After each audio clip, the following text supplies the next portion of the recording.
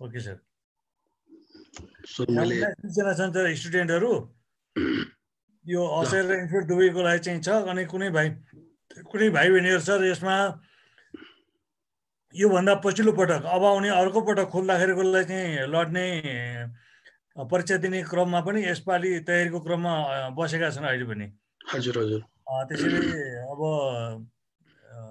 भाइ बहिनीहरू चाहिँ यहाँ अहिलेका र पछिका गरेर दुवैजना चाहिँ दुवै समूहमा भएका मान्छेहरू चाहिँ यसमा छन्। अब हजुर म सुरु गरेँ सर है। ओके सर, हस्। म सर्वप्रथम सबै भाइ बहिनीहरूलाई आफ्नो भिडियो सकेसम्म भिडियो खोल्नलाई अनुरोध गर्छु। त्यसो गर्यो भने तपाईँहरूको एक्टिभिटी पनि वाच हुन्छ र मलाई पनि थप सजिलो हुन्छ है। सकेसम्म तपाईँहरूको भिडियो तपाईँहरूले अन गर्नुहोस्। सर्वप्रथम यो कोभिडको महामारीको बीचमा हामी जुझ्दै उज्जवल भविष्यका लागि विभिन्न बाटाहरू खोज्ने क्रममा भाइ बहिनीहरू लाग्नु भएको छ। त्यसको लागि मेरो तर्फबाट अग्रिम शुभकामना सबैजनालाई। आज तपाईहरुसँगको यो भर्चुअल क्लास पहिलेबाट उही डिकेनमै गएर कक्षामै रहेर धेरै कुराहरू चाहिँ हामीले आदान प्रदान गरेर पढ्ने गर्थ्यौं। तर अब यो समय परिस्थितिलाई मध्यनजर गरेर हामीले अब भर्चुअल क्लास चलाउनु परिरहेको छ। यद्यपि भर्चुअल क्लासका पनि आफ्नै फाइदाहरू चाहिँ रहेछन्। जहाँसुकै रहेर पनि क्लासमा संलग्न हुन पाउने चाहिँ एउटा फाइदा पनि हुँदो रहेछ। तसर्थ म आजबाट लगभग तपाईहरुसँग 4वटा क्लास चाहिँ नियमित रूपमा हामी यो टाइममा गर्छौं। र म तपाईहरुलाई विशेष अनुरोध के गर्छु भने जति आज आउनु भएको छ, अहिले आइसक्नु भएको छ र जति आज आउन ढिला हुनु भएको छ, म तपाईहरु सबैलाई भोलि चाहिँ 6 बजेको टाइम दिइसकेपछि 1 मिनेट पनि ढिला नगरी तपाईहरु आउनु होला। यदि तपाईहरु आइदिँदाखेरि तपाईहरुको छुट्यो भने त तपाईहरुको व्यक्तिगत नोक्सानी हुनेछ, जसले गर्दा तपाईहरुलाई ठूलो अप्ठ्यारो हुन सक्छ। खास गरी हामीले तपाईलाई मैले सहयोग गर्नुपर्ने, तपाईहरुसँग मैले छलफल गरेर केही कुराहरू सिकाउनु पर्ने विषय कानुनको विषय भएकोले यो बडो अरु विषयहरू भन्दा, अरु क्षेत्र विषयहरू भन्दा यो विषय अलिक फरक छ। यो विषय कस्तो हो भने अघि गुप्ता सरले भने जस्तो कोही चाहिँ अब अर्को चोटिको लागि तयारी गरेछन् भने पनि त्यो विद्यार्थीले त्यसले चाहिँ पढ्ने कुरा र वर्षौंदेखि चाहिँ न्यायालयमा काम गरेर यो देशका प्रधान न्यायाधीश हुने मान्छेहरूले पनि पढ्ने कानुन एउटै हो, त्यसमा कुनै पनि फरक आउँदैन। तसर्थ यो कानुनको विषय भनेको अरु भन्दा अलिकति फरक पाटो भएकोले यो कतिपयलाई यो कानुन चाहिँ के छ भने सिलसिला बुझ्यो, प्रक्रिया बुझ्यो, तरिका बुझ्यो भने कानुनको कुरामा कुनै पनि अप्ठ्यारो छैन। तर यदि तरिका बुझ्न सकिएन भने फेरि यो भन्दा हाउबुझी केही पनि हुँदैन भन्ने मलाई लाग्छ। तसर्थ म तपाईहरुसँग आज मेरो अलिकति सुरुको क्लास भएकोले म 10-15 मिनेट तपाईहरुलाई केही प्रिन्सिपली कुराहरू बताउँछु। यद्यपि मैले जानकारी प्राप्त गरेसम्म तपाईहरुले प्रहरी ऐन, नियमावली, स्थानीय प्रशासन तपाईहरुको कोर्समा पर्ने त्यो पढिसक्नु भएको छ भनेपछि केही न केही तपाईहरुले कानुन पढ्ने तरिकाको बारेमा, कानुनको के कुरा हुन्छ भन्ने कुराको तरिकाको बारेमा निश्चित रूपमा केही कुरा बुझिसक्नु भएको छ भन्ने मैले विश्वास गरेको छु। र त्यो कुरालाई समेट्दै म केही आधारभूत कुराहरू बताउँछु। जसलाई थाहा भइसकेको छ त्यसले रिभाइज गर्नुस्, जसलाई थाहा छैन यो कुराले तपाईहरुलाई अगाडि फर्दर पढ्ने, किनभने तपाईहरुले अहिले पढ्ने संविधान मात्रै होइन, तपाईहरुले पढ्ने यो चाहिँ संहिता मात्रै होइन, तपाईले जीवनमा धेरै खुड्किलामाथि जानुपर्छ, धेरै कुरा पढ्नुपर्छ। त्यो हरेक पढाइमा तपाईहरुलाई कानुनसँग सम्बन्धित विषय सँगसँगै पढ्नुपर्छ। अनि त्यो कानुनको विषय कहिलेकाहीँ त कस्तो हुन्छ भने थोरै समयमा धेरै कुराहरू पत्ता लगाइसक्नु पर्ने हुन्छ।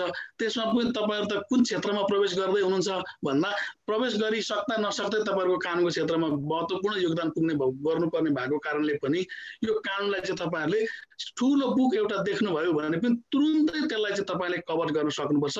त्यसका लागि के आधारभूत कुराहरू छन् त्यो नोटमा नआउन सक्छ। त्यो आधारभूत कुराहरू यसलाई तपाईले बुदागत रूपमा पोइन्ट आउट गर्नुस्।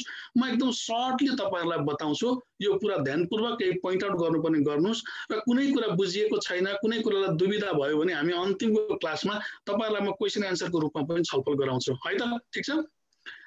तपाईले के गर्नुपर्छ भने सबभन्दा पहिले केही आधारभूत कुराहरू म तपाईहरुलाई बताउँछु।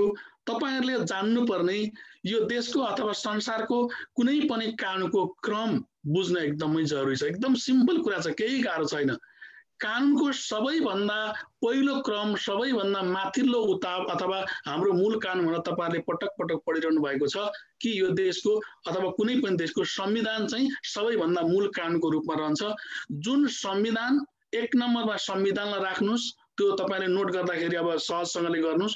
1 नम्बरमा संविधान र जाँचमा लेखिरहँदा तपाईहरुले संविधानलाई पहिचान गराउन, संविधानलाई चिनाउनका लागि तपाईहरुले केलाई आधार मान्नुपर्छ भन्दा संविधानमा चाहिँ धारा र उपधारा है। कहिले पनि कतिपय कपीहरु जाँच गर्दाखेरि के देखिन्छ भने मुलुकी संहिताको धारा यति बमोजिम भने हुन्छ। यदि कपी हेर्दै छु मैले भने त्यो धारा संहिताको धारा भन्ने बित्तिकै अलिकति खस्रको हुन्छ। तसर्थ तपाईहरुलाई मैले भने सबैभन्दा माथिल्लो हाम्रो कानुनको चाहिँ तह भनेको संविधान र त्यो संविधानलाई चिनाउने धारा र उपधारा। यति भनेपछि कहिले पनि नबिर्सिनुस्। दोस्रो ऐनहरु हुन्छन्, ऐन अथवा संहिताहरु हुन्छन्। ऐन वा संहिताहरुको हकमा त्यसलाई पहिचान गराउने के हुन्छ? दफा र उपदफा। त तपाईहरुले नियमावलीसम्म पढ्नुपर्ने भएकोले हरेक नियमावलीहरुलाई पहिचान गराउने अथवा नियमावलीहरुलाई चिनाउने चाहिँ के हुन्छ भन्दा नियम र उपनियम। यदि प्रहरी ऐन 2071 को दफा यति बमोजिम भन्नु पर्यो भने तपाईहरुले चाहिँ के को आधारमा भन्नु पर्यो भन्दा नियम यति बमोजिम भन्नु पर्यो। प्रहरी ऐन 2000 कति प्रहरी ऐन को दफा भदिनु पर्यो भने ऐनमा जहिले पनि दफा र संविधानमा धारा, यो नर्मल्ली कुरा छ। तपाईहरुले यतिलाई ख्याल गर्नुस्। र तहगत चाहिँ के हुन्छ भने संविधान, ऐन, नियम, विनियम, निर्देशिका आदि यो क्रममा जान्छ। तसर्थ 1 2 3 तपाईहरुको कोर्समा संविधान, ऐन र नियमलाई तपाईहरुले पहिचान गर्ने धारा, उपधारा, दफा, उपदफा र नियम र उपनियमबाट जानु होला। एउटा कुरा। र दोस्रो कुरा, कुनै पनि चाहे संहिता पढ्दा होस्, चाहे प्रहरी ऐन पढ्दा होस्, चाहे स्थानीय प्रशासन पढ्दा होस्, जुनसुकै ऐन पढ्दा पनि तपाईहरुले जाँचको तयारीको लागि, किनभने तपाईहरुले जान्ने कुरा आफ्नो ठाउँमा छ, एनी हाउ हामीले जाँच पनि पास गर्नुपर्ने भएकोले त्यसलाई कसरी तयारी गर्ने भन्ने भन्दा 1 2 3 जम्मा अब हामी प्रत्यक्ष भएको भए थप सजिलो हुन्थ्यो। 1 2 3 1 2 3 यो तीनटा कुरा तपाईहरुले जान्नुपर्छ। त्यो 1 2 3 भनेको चाहिँ के हो त भन्दा 1 2 3 जान्नु भन्दा अगाडि म तपाईलाई एउटा कुराको क्वेशन लेख्नुस्। यो तपाईले जान्न जरुरी छ। कुनै पनि ऐन पढ्नु भन्दा अगाडि तपाईले एउटा क्वेशनको आन्सर सधैं जान्नुपर्छ। क्वेशन पनि लेख्नुस्, तपाईलाई सजिलो हुन्छ। ऐन किन बन्छ लेख्नुस्, यसलाई तपाईलाई सहज हुन्छ। ऐन किन बन्छ, ऐन किन बन्छ अर्थात कुनै पनि कानुन किन बन्छ भन्ने कुरा सबभन्दा पहिले तपाईले जान्नु भयो भने अनि तपाईले पढ्न खोजेको, तपाईले लेख्न खोजेको ऐनको बारेमा तपाईलाई एकदमै सजिलो हुन्छ। हरेक ऐन किन बन्छ भन्ने कुरा बुझ्न जरुरी छ। मैले तपाईलाई अब दोहोरो हामी कुरा गर्न सकेनौं। यहाँबाट तपाईले यसको छोटोमा बुँदामा लेख्नुस्। ऐन 3 कारणले बन्छ। ऐन 3 कारणले बन्छ। 1 नम्बरमा लेख्नुस् कि ऐन एउटा पहिलो बुँदामा लेख्नुस् नियन्त्रण गर्न, कन्ट्रोल गर्न है, नियन्त्रण गर्नका लागि। कुनै पनि ऐन किन बन्दो रहेछ भन्दा नियन्त्रण गर्नका लागि बन्दो रहेछ। जस्तै उदाहरणको लागि चोरीसँग सम्बन्धित कार्यलाई नियन्त्रण गर्न के को ऐन बन्छ? चोरी सम्बन्धी ऐन बन्छ। भ्रष्टाचार नियन्त्रण गर्नको लागि त्योसँग सम्बन्धित ऐन बन्छ। अर्थात् कुनै पनि कार्यलाई नियन्त्रण गर्नका लागि कुनै न कुनै ऐन बनेको हुन्छ। तसर्थ ऐन किन बन्छ भन्दा पहिलो कुरा नियन्त्रण गर्न। दोस्रो नम्बरमा लेख्नुस् नियन्त्रण गर्ने क्रममा अपनाउनु पर्ने कार्यविधि तय गर्न। नियन्त्रण गर्ने क्रममा अपनाउनु पर्ने कार्यविधि तय गर्न। यो तपाईहरुलाई हामी पछाडी पढ्दै जाँदाखेरि सबै यही पढायो है। यति प्रिन्सिपल बुझ्नु भयो भने तपाईले कुनै पनि ऐन बुझ्नलाई कति पनि गाह्रो हुँदैन। दोस्रो नम्बरमा लेख्नुभयो कि प्रक्रिया पूरा गर्नका लागि कार्यविधि तय गर्न। र तेस्रो नम्बरमा लेख्नुस् यदि कसुर गरेको देखिए सजायको तय गर्न भनिराख्नुस्। पछि हामी यसलाई थप बुझ्दै जान्छौं। सजायको तय गर्न। अब यसलाई तपाईले छोटोमा के रहेछ ऐन किन बन्दो छ भन्दा एउटा नियन्त्रण, दोस्रो कार्यविधि र तेस्रो सजाय। जम्मा यो 3टा कामको लागि चाहिँ कुनै पनि ऐन बन्दो रहेछ। मैले छोटोमा तपाईलाई क्लियर गर्न उदाहरण बताइदिए कि जस्तै फर एक्जाम्पल चोरीलाई एउटा सजिलो बनाइदेऊ। चोरीसँग सम्बन्धित कुनै पनि क्रियाकलापलाई नियन्त्रण गर्न चोरीको ऐन बन्छ। यदि कोही कसैले चोरी गरिहाल्यो भने त्यसलाई सजायसम्म पुर्याउनका लागि के काम कारबाही गर्नुपर्ने हुन्छ, के प्रक्रिया पुर्याउनु पर्ने हुन्छ, चोरी गर्ने मान्छेलाई समातेर सम्मानपूर्वक ल्याउनु पर्ने हो कि, अनि चोरी गर्नेमा भनेको मान्छेलाई पक्राउ गरेर कसैको घरमा लगेर ऊ राख्ने हो कि, अथवा उसलाई चाहिँ कति दिनसम्म थुनामा राख्ने, के प्रक्रिया पुरा गर्ने भन्ने कुराको व्यवस्थापन गरे हुन्छ, जसलाई हामी कार्यविधिगत कुराहरू भन्छौँ। र तेस्रो नम्बरमा यदि त्यसरी कार्यविधिगत रूपमा पुरा गर्दाका बखतमा उसले चोरी गरेको, यो चोरी मैले एउटा उदाहरण दिएको, एउटा कसुरको उदाहरण दिँदैछु, यदि त्यसो गरेको रहेछ भने उसलाई के कस्तो सजाय हुन्छ भन्ने चाहिँ कानुनले गरेको व्यवस्थालाई, त्यति तीनटा कुरालाई व्यवस्थापन गर्नका लागि हरेक ऐनहरू बनेका हुन्छन्। यो प्रिन्सिपल तपाईले बुझिसकेपछि अब ख्याल गर्नुस् त भ्रष्टाचारसँग सम्बन्धित ऐन किन बन्यो, भ्रष्टाचारसँग सम्बन्धित ऐन किन बनेछ भनेर तपाईले एक शब्दमा अथवा 3 लाइनमा जवाब भन्न सक्नुहुन्छ। भ्रष्टाचारसँग सम्बन्धित ऐन चाहिँ भ्रष्टाचारसँग सम्बन्धित कसुरहरूको नियन्त्रण गर्न, यदि कसैले त्योसँग सम्बन्धित कसुर गर्यो भने त्यसलाई चाहिँ पत्ता लगाउने अथवा अनुसन्धान गर्ने क्रममा चाहिँ त्यसलाई चाहिँ के कसो गर्नुपर्ने छ त्यसको कार्यविधि तय गर्न, र यदि कार्यविधिबाट यदि उसले भ्रष्टाचार गरेको देखिन्छ भने उसलाई के कति सजाय गर्न, यो तीनटा कामको लागि भ्रष्टाचार ऐन बन्दो रहेछ। यसै गरेर तपाईले हरेक ऐनलाई यो तीनटा कुरासँग तपाईले जोड्नुभयो भने एकदम इजीसँगले यो विषयलाई बुझेर अगाडि जानलाई सबभन्दा सकिन्छ। अब यसपछि तपाईलाई म अर्को कुरा बताऊं, तपाईले एउटा कुरा बुझ्न जरुरी छ। जहिले पनि ख्याल गर्नुस्, पढ्ने सिलसिलामा केही जार्गन वर्डहरू बुझ्नु पर्ने हुन्छ। जार्गन वर्ड भन्छौं हामी, जार्गन वर्डहरू एकदम महत्त्वपूर्ण हुन्छ। जाँचमा तपाईलाई एउटा जार्गन वर्डको शब्दले तपाईलाई तल र माथि पुर्याइदिन सक्छ। जार्गन वर्ड भनेर नोट गर्नुस्। यो जार्गन वर्ड भनेको चाहिँ यसलाई व्यावसायिक शब्दहरू भनिन्छ। कतिपय विषयसँग सम्बन्धित छुट्टै व्यावसायिक शब्दहरू हुन्छन्। ती व्यावसायिक शब्दहरूलाई जार्गन वर्ड भनिन्छ। जस्तै म उदाहरणको लागि भन्छु, कानुनमा अन्यत्र नसुनेका कानुनमा कतिपय शब्दहरू हुन्छन्, जस्तै वादी, प्रतिवादी, म्याद, हदम्याद, सम्मान, पक्राउ पूर्जी, यी आदि इत्यादि धेरै शब्दहरू हुन्छन्। यी शब्दहरूका अन्य विषयवस्तु अरू विषयहरू भन्दा यसमा फरक अर्थ पनि लाग्न सक्छ। जस्तै फर एक्जाम्पल एउटा अर्को शब्द भन्नु उद्योग। उद्योग भनेको सुन्नु भएको छ नि, उद्योग भनेको अरू सामान्य भाषामा लय बाबु, लय छोरा, लय छोरी यस्तो उद्योग गरेस् भन्नु भने त्यो राम्रो गरेस् भन्ने अर्थ लाग्छ। तर त्यही उद्योग भन्ने जुन शब्द हुन्छ, त्यही उद्योग भन्ने शब्द कानुनमा आयो भने के हुन सक्छ भन्ने बुझ्नु पर्यो भने त्यही उद्योग कानुनमा आउँदा चाहिँ कसुर हुन्छ, अपराध हुन्छ, सजाय हुन्छ। त्यसैले उद्योग भन्ने शब्द कानुनमा चाहिँ प्रयासको रूपमा आउँछ। कानुनको हिसाबमा हेर्ने हो भने उद्योग भन्ने शब्द चाहिँ कुनै पनि कार्यको प्रयास, जस्तै सुन्नुभयो होला चोरीको उद्योग भन्यो भने, चोरीको उद्योग भन्यो भने चोरी गर्ने प्रक्रियामा प्रयास गर्यो, चोरीको प्रयास गर्यो। उद्योग गर्ने व्यक्तिलाई पनि कानुनमा चाहिँ उद्योग गर्ने व्यक्तिलाई सजाय हुन्छ, अरूमा चाहिँ उद्योग गर्ने व्यक्तिलाई फाइदा हुन्छ है। तसर्थ कतिपय जार्गन वर्डहरू छन्, जुन जार्गन वर्डहरू, जार्गन शब्दहरू हामीले वर्षौंदेखि प्रयोग गर्दै आउँदा हामीलाई सजिलो लाग्छ, तर तपाईहरुलाई कतिपय ती शब्दहरू बुझ्नलाई गाह्रो हुन्छ। यदि त्यो शब्दहरू बुझ्नलाई गाह्रो भयो भने त्यो शब्दहरू पनि तपाईहरुले मलाई सोध्न पनि सक्नुहुन्छ। म त्यो पनि भन्दै जान्छु, तपाईहरुलाई कति थाहा हुन्छ या कुन गाह्रो छ भन्ने कुरा मैले बुझेसम्म तपाईहरुलाई पनि त्यो जार्गन वर्ड पनि बुझाउन जान्छु। तसर्थ कानुनको हकमा जहिले पनि जार्गन वर्ड बहुत ख्याल गर्नु होला। अर्को तपाईलाई जार्गन वर्डको महत्त्व तपाईलाई बताऊं कि जस्तै फर एक्जाम्पल भन्नु न, उदाहरणको लागि तपाईहरुले पढ्नुभयो होला, जस्तै यो भन्दा अगाडि ऐनमा पढ्नुभयो अथवा कहीँ पढ्नुहुन्छ, कतिपय कुराहरू लेख्नु पर्यो भने निम्न बमोजिम छन् भन्नु र देहाय बमोजिम छन् भन्नुमा फरक हुन सक्छ है। मैले फेरि सबै भाइ बहिनीलाई के अनुरोध गरेँ भने तपाईहरु भिडियो एकछिनको लागि एकछिन पछि मैले चाहिँ स्क्रिन शेयर गरिसकेपछि बरु पर्दैन, अहिले भिडियो तपाईहरु खोल्नुस्। त्यसो भयो भने मलाई थप सजिलो हुन्छ, न फेरि एक्लै भट्टाइरहेको हुन्छ, म त्यसमा मजा हुन्न है त।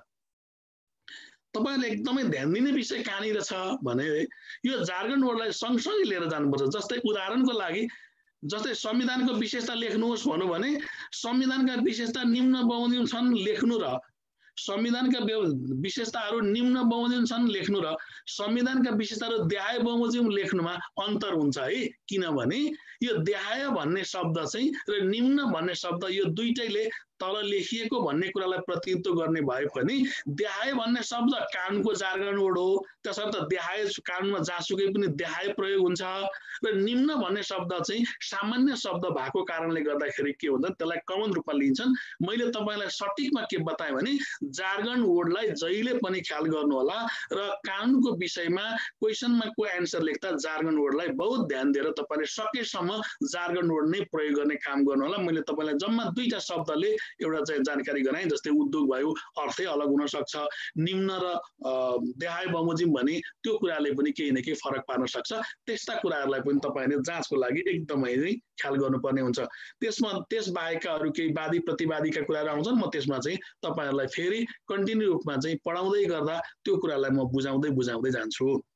अब यसपछि तपाईहरुले ख्याल गर्नुपर्ने, तपाईहरुले ध्यान दिनुपर्ने कुरा दुईटा कुरा छ। ख्याल गर्नुस्, तपाईहरुको कोर्समा भाइ बहिनीहरुको कोर्समा दुईटा कोर्स राखिदिएको छ, याद गर्नु भएको छ। राम्रो कोर्स हेर्नुस्, मुलुकी फौजदारी अपराध संहिता 2074 भनिएको छ। हेर्नु भएको छ नि कि छैन? हेर्नु भएको छ छैन? कोर्स हेर्नु है। र अर्को के छ भने मुलुकी फौजदारी कार्यविधि संहिता 2074। यो दुईटा मुलुकी फौजदारी अपराध संहिता र मुलुकी फौजदारी कार्यविधि संहिता दुईटाको अन्तर के हुन सक्छ, यो कुरालाई तपाईहरुले एकदमै बुझ्न जरुरी छ। यो बुझ्यो भने त्यो नपढे पनि 50% थाहा भइहाल्छ। यदि यो कुरा बुझ्नु भएन तपाईहरुलाई गाह्रो हुन्छ। ध्यानपूर्वक सुन्नुस् कि अघि मैले माथि भनेको थिएँ हरेक ऐनमा 1, 2 र 3 भनेर पढ्नुपर्छ। 1, 2 र 3। यो 1, 2 र 3 भनेको के हो? अब तपाईले लेख्नुस्, 1 मा लेख्नुस्। 1 भनेको के हो? के पढ्नु पर्दछ कुनै पनि ऐनमा भन्दा 1 नम्बरमा लेख्नुस्। 1 नम्बर लेखेर कसुर अपराध लेख्दै जानुस्। यति चाहिँ नोट गर्न जरुरी छ तपाईलाई। यसले सधैँलाई तपाईलाई जिन्दगीभरलाई गाइडलाइन्स हुन्छ। 1 नम्बरमा कुनै पनि ऐनमा के पढ्नु पर्ने रहेछ भन्दा 1 नम्बरमा कसुर कमा गर्नुस्, अपराध कमा गर्नुस्, अनि त्यहाँ लेख्नुस् नियन्त्रित कार्य कमा गर्नुस् र वा भन्नुस्, वा निषेधित कार्य है। चारवटा शब्द जहिले ख्याल गर्नुस्। कुनै पनि ऐन बन्नुको कारण 3टा थिए। यसलाई फेरि म दोहोर्याएँ सुरु क्लास भएकोले। कानुन 3 कारणले बन्छ: नियन्त्रण, कार्यविधि र सजाय। नियन्त्रण, कार्यविधि र सजायको लागि कानुन बन्छ भने हरेक कानुनको पहिलो कुरा के हुँदो रहेछ भन्दा कसुर अथवा अपराध अथवा निषेधित कार्य अथवा नियन्त्रित कार्य। यसको अर्थ कुरा कहाँनिर हो भने जुन काम कानुनले गर्न हुँदैन भनेको हुन्छ, जुन काम कानुनले गर्न हुँदैन भनेको हुन्छ त्यो काम गर्नु, वा जुन काम कानुनले गर्न पर्छ भनेको हुन्छ त्यो काम नगर्नु। दुईटै के हुनेछ? अपराध हुनेछ, कसुर हुनेछ, निषेधित कार्य हुनेछ, नियन्त्रित कार्य हुनेछ। तसर्थ कसुर हरेक ठाउँमा अहिले पछि हामीले संहिता पढ्दा पनि भन्ने छौँ चोरी भनेको के हो भन्नु भने चोरी भनेको अथवा ऐनले चाहिँ के कुरालाई चोरी मान्छ भन्ने कुरा हामी बुझ्न सजिलो हुन्छ। तसर्थ 1 नम्बरमा लेख्नु भने 1 नम्बरमा लेख्ने के रहेछ? कसुर वा अपराध वा नियन्त्रित कार्य वा निषेधित कार्य। ल यो लेखिराख्नुस्, पछि तल पढ्दाखेरि म ठ्याक्कै माथिको कुरा सम्झन्छु। 1 मा 2 नम्बरमा लेख्नुस् कार्यविधि। 2 नम्बरमा लेख्नुस् कार्यविधि र तेस्रो नम्बरमा 3rd नम्बरमा लेख्नुस् सजाय। 3rd नम्बरमा लेख्नुस् सजाय। यो 3टा कुरा हरेक ऐनमा, जस्तै हेर्नुस् त चोरीसँग सम्बन्धित तपाईले पढ्नु पर्ला अथवा कुनै चाहिँ सार्वजनिक कसुरसँग सम्बन्धित पढ्नु पर्यो भने त्यहाँ पढ्ने जम्मा 3टा कुराहरू छ। एउटा के गर्यो भने, एउटा मैले चोरीबाट तपाईलाई उदाहरण दिएँ, एउटाबाट सबै बुझ्नुहुन्छ। के गर्यो भने चोरी हुन्छ, के गर्यो भने चोरी हुँदैन, हैन? पहिलो कुरा के रहेछ? चोरी भनेको के हो? चोरी चाहिँ केलाई भनिन्छ? दोस्रो, चोरी गर्ने व्यक्तिलाई सजायसम्म पुर्याउनका लागि के काम गर्नुपर्छ, के प्रक्रिया पूरा गर्नुपर्छ, त्यसलाई के भनिन्छ? कार्यविधि। र तेस्रोमा के रहेछ? यदि कार्यविधि पूरा गर्दा यदि कसैले चोरी गरेको देखिएछ ठहरेछ भने त्यसलाई के कति सजाय हुन्छ भन्ने विषयमा यो तीनटा कुरा हरेक ऐनले यो तीनटा कुरालाई व्यवस्थापन हुन्छ। हरेक अपराध के हो, त्यसका कार्यविधि के हो, त्यसमा कति सजाय हुन्छ भन्ने नै पढ्नुपर्ने अवस्था रहन्छ। तसर्थ अब यसलाई लिङ्क गर्नुस् तपाईहरुको कोर्समा मुलुकी फौजदारी अपराध संहिता र मुलुकी फौजदारी कार्यविधि संहिता 2074 भनिएको छ भने अब यो माथिको 1, 2, 3 मध्येमा जहिले पनि मुलुकी फौजदारी अपराध संहिताले 1 र 3 को प्रतिनिधित्व गर्छ अथवा 1 र 3 को व्यवस्थापन गर्छ भने जहिले पनि मुलुकी फौजदारी कार्यविधि संहिता 2074 ले दोस्रो नम्बरको प्रतिनिधित्व गर्छ। भनेको के गर्न हुन्छ र के गर्न हुँदैन र गरेपछि गर्दाका बखतमा के सजाय हुन्छ भन्ने व्यवस्था कसले गरेको रहेछ? मुलुकी फौजदारी अपराध संहिताले गरेको रहेछ। भने यदि त्यो गर्न नहुने कसुर कसैले गरेको रहेछ भने त्यो कसुर गरेको हो वा होइन भन्ने कुराको सम्पूर्ण प्रक्रिया पूरा गरेर त्यो प्रक्रिया पूरा गरिसकेपछि सजायको व्यवस्था चाहिँ संहिताले गर्दो रहेछ भने कार्यविधिले चाहिँ के गर्दो रहेछ भन्दा त्यो कसुर गर्ने व्यक्तिलाई सजायसम्म पुर्याउनलाई सम्पूर्ण प्रक्रिया कार्यविधिले तय गर्दो रहेछ। जस्तै म फेरि तपाईलाई एउटा उदाहरणले क्लियर गर्दिउँ। जस्तै मानिलिनुस् अहिले त्यही उदाहरण तपाईलाई सजिलो होला, चोरी गर्न हुँदैन भन्ने चाहिँ संहिताले व्यवस्था गर्छ। अनि चोरी गर्यो भने यति सजाय हुन्छ चाहिँ संहिताले व्यवस्था गर्छ। तर कार्यविधिले चाहिँ के व्यवस्था गर्दो रहेछ भने यदि कसैले चोरी गर्यो भने उजुर कसले गर्ने, उजुर कहाँ गर्ने, उजुर कहिले गर्ने, उजुर परिसकेपछि उसलाई पक्राउ कसरी गर्ने, पक्राउ गर्दा पनि महिला भए महिलालाई कसरी पक्राउ गर्ने, पुरुषलाई कसरी पक्राउ गर्ने, अनि पक्राउ गरिसकेपछि पनि उसलाई थुनामा कति दिनसम्म राख्न सक्ने, अनि थुनामा राख्दाखेरि उसलाई कुटपिट गर्न पाइने कि नपाइने, अनि उसलाई निश्चित 24 घण्टापछि म्याद थप गर्नुपर्ने कि नपर्ने, म्याद थप गर्दाको प्रक्रिया के हो, अनि 25 दिनसम्म थुनामा राखेर अदालतमा कहिले बुझाउनु पर्ने, अनि अदालतले पनि के प्रक्रिया पूरा गर्नुपर्ने, अनि यो सम्पूर्ण प्रक्रिया पूरा गरिसकेपछि उसले कसुर गरेको अथवा चोरी गरेको देखियो भने अब बल्ल उसलाई सजाय कति हुन्छ भन्ने कुरा चाहिँ फेरि कसले व्यवस्थापन गर्दो रहेछ भन्दा संहिताले व्यवस्थापन गर्दो रहेछ। तसर्थ तपाईहरुको कोर्स मध्येको मुलुकी फौजदारी अपराध संहिताले माथि लेखिएको 1 र 3 को व्यवस्थापन गर्छ भने दफा 2 अथवा कार्यविधिलाई चाहिँ कसले व्यवस्थापन गर्दो रहेछ? मुलुकी फौजदारी कार्यविधि संहिता 2074 ले व्यवस्थापन गर्छ भन्ने कुरालाई यति कुराको प्रिन्सिपल रूपमा तपाईले ख्याल गर्नुभयो भने सरसर्ती अरु पढ्ने कुरामा तपाईलाई गाह्रो हुँदैन र बुझ्ने कुरा पनि तपाईलाई सजिलो हुन्छ। यसका अलावा एउटा तपाईहरुले एकदमै क्लियर जान्नुपर्ने हुन्छ, जानिराख्नु भएको छ रिभाइज गर्नुस्। जहिले पनि तपाईलाई थाहा छ व्यक्ति कतिवटा हुन्छन्, व्यक्ति तपाईहरुले अब विभिन्नले भन्नु होला प्रथम पुरुष द्वितीय पुरुष जे भन्नु होला यता त्यता सबै छोड्नुस्। कानुनमा जहिले पनि व्यक्ति दुईटा हुन्छ। व्यक्ति है यो कुरा एकदमै ख्याल गर्नुस्, सबै ठाउँमा लागू हुन्छ।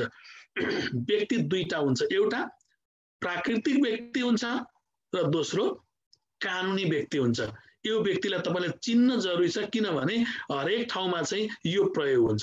व्यक्ति दुईटा, एउटा प्राकृतिक व्यक्ति र अर्को कानुनी व्यक्ति। यसको थोरै तपाईले यसलाई क्लियर बुझ्न लेख्नुस्। प्राकृतिक व्यक्ति र कानुनी व्यक्तिको म डेफिनेसन थोरै बताउँछु किनभने यो तपाईले सबै ठाउँमा एन्सरलाई एकदम फ्रुटफुल बनाउनलाई काम लाग्छ। प्राकृतिक व्यक्ति भनेको त्यो व्यक्ति हो, प्राकृतिक व्यक्ति भनेको त्यो व्यक्ति हो, अलिकति लेख्नुस् यसलाई सजिलो हुन्छ तपाईहरुलाई। प्राकृतिक व्यक्ति भनेको त्यो व्यक्ति हो जसले कानुनले निषेध गरेको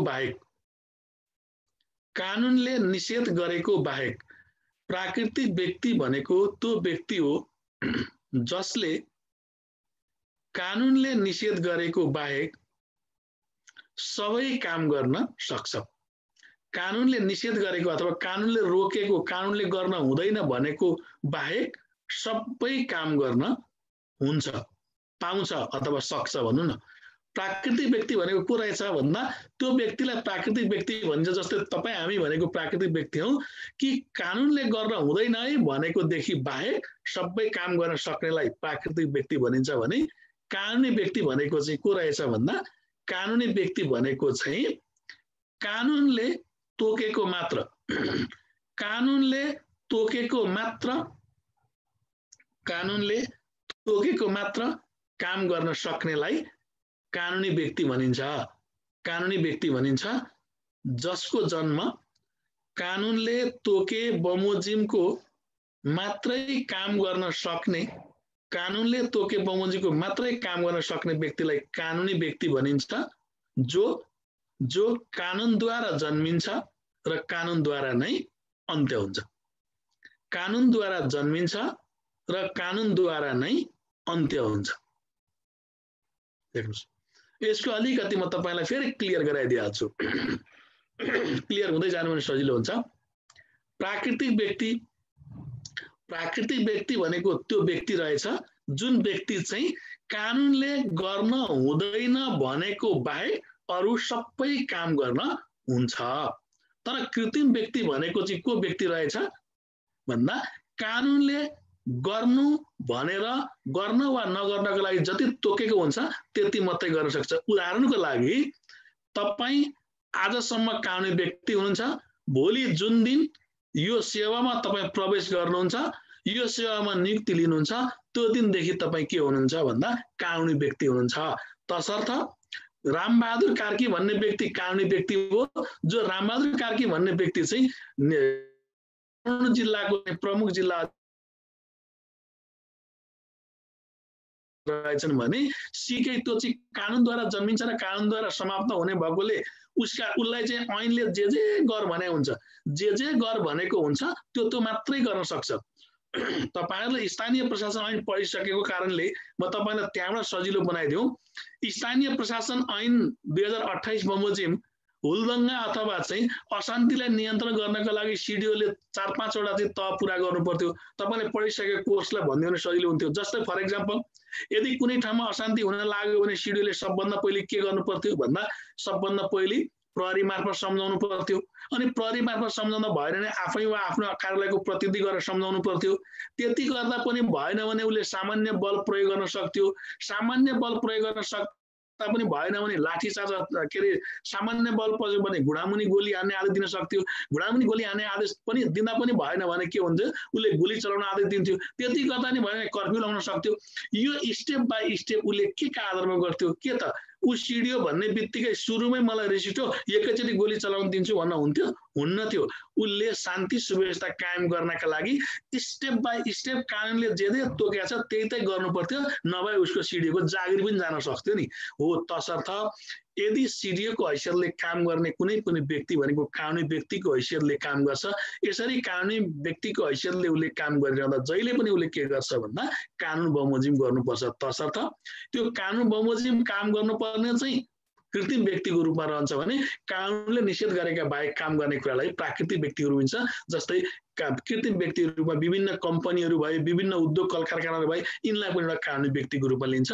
यो व्यक्ति दुईटा हुन्छ, यति बुझ्नुस्, यो व्यक्ति दुईटा हुन्छ भन्ने बुझ्नुभयो भने पछि हामी पढ्दाखेरि यसलाई पनि सजिलो हुन्छ। ठिक छ, यति प्रिन्सिपलले कुरा लिएर गइसकेपछि अब म तपाईहरुलाई आज र भोलि सम्ममा मुख्य गरी संहिता र कार्यविधि म समाप्त गर्छु र त्यसपछि हामी मूलतः संविधानमा जान्छौँ। कतिपय जोइन्ट क्लासहरू पनि छन्।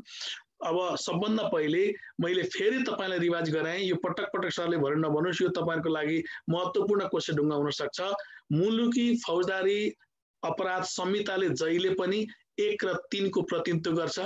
1 र 3 भनेको कसुर, अपराध र सजाय सम्बन्धी व्यवस्थापन गर्छ र मुलुकी फौजदारी कार्यविधि संहिताले जहिले पनि कार्यविधिसँग कुरा गर्छ जसले प्रतिनिधित्व 2 को प्रतिनिधित्व गर्छ। तसर्थ अब मैले अलिकति स्क्रिन शेयर गरेर तपाईहरुसँग जान्छु र सबभन्दा पहिले हामीले आजबाट सुरु गर्छौं। यति प्रिन्सिपलले कुराहरु तपाईले ख्याल गरिसकेपछि मुलुकी फौजदारी अपराध संहिता 2074 मा अलिकति हामीले अब जान्छौं। मैले तपाईहरुलाई सरसर्ती स्क्रिन शेयरबाट लिएर जान्छु है त।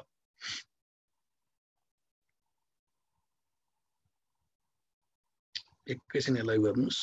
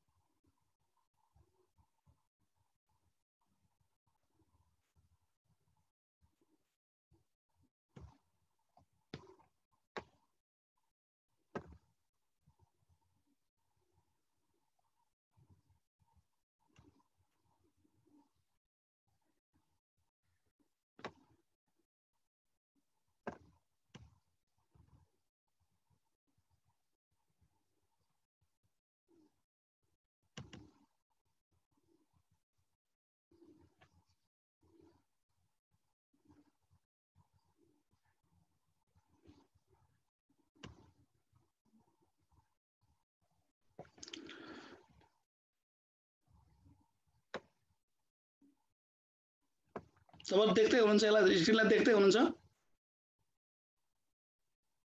स्क्रिन देख्दै हुनुहुन्छ सर हजुरको जीमेलको आइराछ हजुर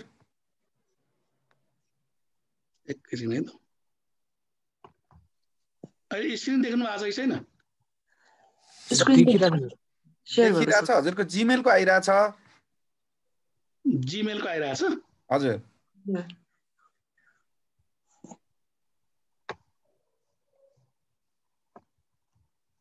अहिले गयो छैन हजुर भनेको स्क्रिनमा मैले जे देखाउन खोजिरहेको छु देख्नु भएको छैन सर फेरि रि गरिबक्छ त एकैछिन है सर ल मैले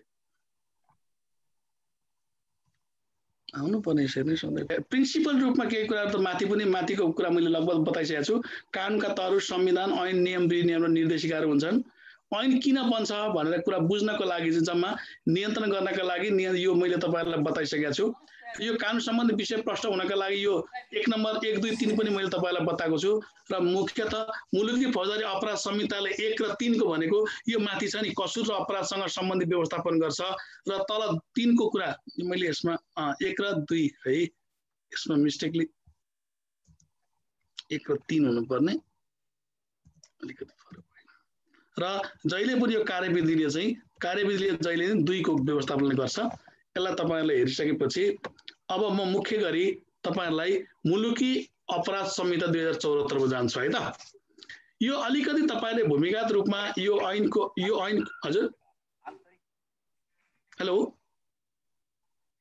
हजुर सर हजुर सुनिरहेछौँ सर ए सुन्दैछ अलिकति यसलाई यो ऐनलाई थोरै तपाईले बुझ्नुपर्छ मुलुकी अपराध संहिता यो मुलुकी फौजदारी अपराध संहिता 2074 किन आयो भन्दा हामीले मुख्य गरी यसलाई प्रिन्सिपल रूपमा के बुझ्नुपर्छ भन्दा नेपालमा विक्रम सम्वत 2010 सालको जुन प्रधानमन्त्री हाम्रो जङ्गबहादुरको पालादेखि नै चाहिँ के रह्यो भन्दाखेरि एउटा त्यसबेला एउटा मुलुकी ऐन आयो जुन मुलुकी ऐनले देवानी फौजदारी सबै कानुनहरूलाई एकीकृत गरेर एउटा कानुन संहिताबद्ध एउटा कानुन चाहिँ सुरुवात भएको छ र त्यो कानुनको विभिन्न विकास क्रम हुँदै 2020 सालमा चाहिँ नयाँ मुलुकी ऐन आयो जसले गर्दाखेरि फौजदारी कार्यसँग सम्बन्धित देवानी कार्यसँग सम्बन्धित सबै कुरालाई एकै ठाउँमा संहिताकरण गरेर अगाडि बढेको थियो भने यो सम्पूर्ण कुराहरूलाई चाहिँ अहिले फौजदारी र देवानीलाई छुट्टै गरेर चाहिँ अहिले यो नयाँ मुलुकी फौजदारी अपराध संहिता 2074 चाहिँ 2074 हो तर यो चाहिँ लागू चाहिँ 2075 साल भदौ 1 गतेबाट यो लागू भएको छ र यसले खास गरी लामो समयदेखि आएको मुलुकी ऐनलाई चाहिँ यसले विस्थापित गरेको अवस्था विद्यमान छ अब त्यसो भइरहँदा यो मुलुकी फौजदारी अपराध संहिता 2074 लाई तपाईले एकदमै ख्याल गर्नुस् यसको प्रस्तावनालाई तपाईहरुले म त अनुरोध तपाईहरु सबै विद्यार्थी भाइ बहिनीलाई अनुरोध गर्छु कि यस्तो प्रस्तावनालाई तपाईले 2 चोटी 3 चोटी 4 चोटी पढ्नु जुन 3-4 चोटीले गर्दा तपाईहरुको आफ्नो भाषामा 2 लाइन या 3 लाइन भन्नुस् र हरेक क्वेशनको एन्सर सुरु गर्दाखेरि प्रस्तावनाको आफ्नो भावबाट सुरु गर्नुस् यसको प्रस्तावनालाई मैले यहाँ राखिदिएको छु कि मुलुकमा कानुन तथा व्यवस्था कायम गरी सर्वसाधारणको नैतिकता शिष्टाचार सदाचार सुविधा आर्थिक हित कायम राख्न विभिन्न धार्मिक तथा सांस्कृतिक समुदाय बीचको सुसम्बन्ध तथा शान्ति कायम गर्न फौजदारी कसुर सम्बन्धी एकीकृत व्यवस्था गर्न यस संहिताको मुख्य उद्देश्य रहेको छ यो कहिलेकाहीँ प्रस्तावनाको कुराले तपाईहरुलाई सबै ठाउँमा काम गर्छ र खास गरी भन्ने हो भने यो प्रस्तावनाले तपाईहरुलाई सरसर्ती 3.5 र कुराको जवाब एकैचोटी दिन्छ यो ऐनको महत्व के छ भनेर क्वेशनमा कहिलेकाहीँ सोधिदियो भने पनि यो ऐनको महत्व के छ भनेरको एन्सरको एकदम एन्सरको सार रूपमा यति नै हो यो काम गर्ने भएकोले यो ऐनको अत्यन्तै महत्व छ भन्नु पर्यो अनि कहिलेकाहीँ क्वेशनमा यो ऐनको आवश्यकता किन पर्यो भनेर सोध्यो भने पनि यो ऐनको आवश्यकताको एन्सर पनि यही नै हो यसैले तपाईले मिलाउनु पर्ने हुन्छ आवश्यकता र महत्व भयो अनि दोस्रो कुरा यो ऐनको उद्देश्य के हो भन्दा पनि यसको एन्सर सिट पनि यहीँनिर तयार हुन्छ कि यो प्रस्तावनालाई तपाईहरुले धेरै चोटी पढ्नुस् ताकि तपाईहरुले हरेक क्वेशनको एन्सर लेख्नलाई सुरु गर्दा यसको समराइजबाट तपाईहरुले सुरु गर्नुभयो भने एकदमै सजिलो हुन्छ र यसमा खास गरी तपाईहरुलाई यो मुलुकी फौजदारी अपराध संहिता मध्येबाट पनि सबै टपिक्सहरु राखिदिएको छ छैन। यद्यपि हरेक कानुनमा एउटा टपिक छ अर्को टपिक एकदमै अन्तर रिलेटेड अन्तर सम्बन्धित हुन्छन्। यसरी अन्तर सम्बन्धित भएको कारणले गर्दाखेरि अब सबै कोर्स तपाईलाई राख्न पनि गाह्रो भयो होला, एकदम छोटोमा कोर्सहरू राखिदिएको छ र यसरी राख्दाखेरि हाम्रो कोर्स बमोजिम चाहिँ भाग 2 यो संहिताको भाग 2 बाट केही कोर्सहरू राखिदिएको छ। भाग 2 का फौजदारी कसुरहरू भनेको छ त्यसका विभिन्न परिच्छेदहरू जस्तै परिच्छेद 2, परिच्छेद 3, परिच्छेद 4 र परिच्छेद 5, 6, 18, 20 र 16 समेत चाहिँ तपाईलाई राखिदिएको छ। यद्यपि इन्सपेक्टरको लागि यो सबै पढ्नुपर्छ भने असैको लागि चाहिँ अलिकति परिच्छेदहरू कम छन्, तर हरेक ऐनहरू हरेक परिच्छेदहरू एकअर्कासँग रिलेटेड पनि हुन सक्ने भएको कारणले गर्दाखेरि म यो एक एक गरेर पढेर त्यहाँ सम्भव हुन्न। तपाईलाई यो नै म तपाईलाई नोटको रूपमा उपलब्ध गराउने भएकोले तपाईले एकदमै यसलाई ख्याल गरेर पढ्नुपर्ने हुन्छ। मैले अघिबाटै मैले एउटा सजिलो के बनाएको छु भने मुलुकी फौजदारी अपराध संहिता यसले चाहिँ के को प्रतिनिधित्व गर्दो रहेछ भन्दा के गर्न हुँदैन अथवा के गर्नलाई चाहिँ नि कानुनले निषेध गर्छ अथवा नियन्त्रित गर्छ र यदि त्यो गर्यो भने चाहिँ त्यसमा कति के सजाय हुन्छ भन्नेको कानुनी व्यवस्था यसले गरेको छ।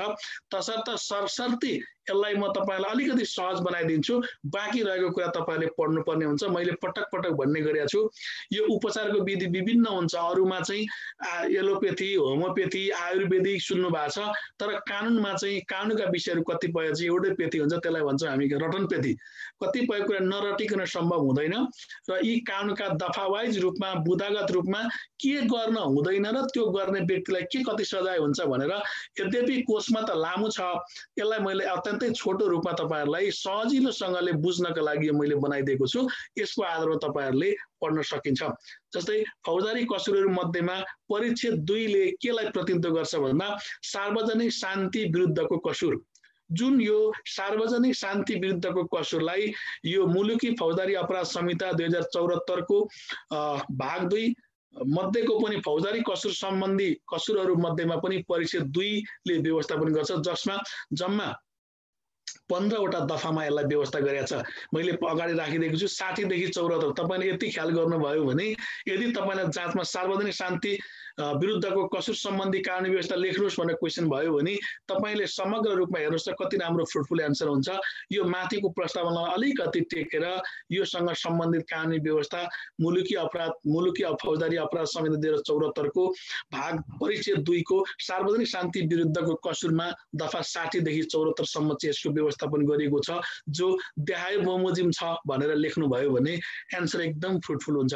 यस मध्येमा मैले यसलाई तपाईलाई बुझ्नको लागि सजिलो बनाएको छु जस्तो लाग्छ मलाई। यो दफा वाइज गरेको छु। जस्तै फर एक्जाम्पल एउटा म प्रिन्सिपली कुरा बताइदिए सजिलो हुन्छ। जस्तै गैर कानुनी भेला गर्न नहुने भनेर कानुनले रोक्यो। अघि हामीले माथि प्रिन्सिपलमा के गर्यौं भने यदि भेला पनि कस्तो खालको भेला भन्दाखेरि गैर कानुनी भेला गर्न चाहिँ हुँदैन भन्यो।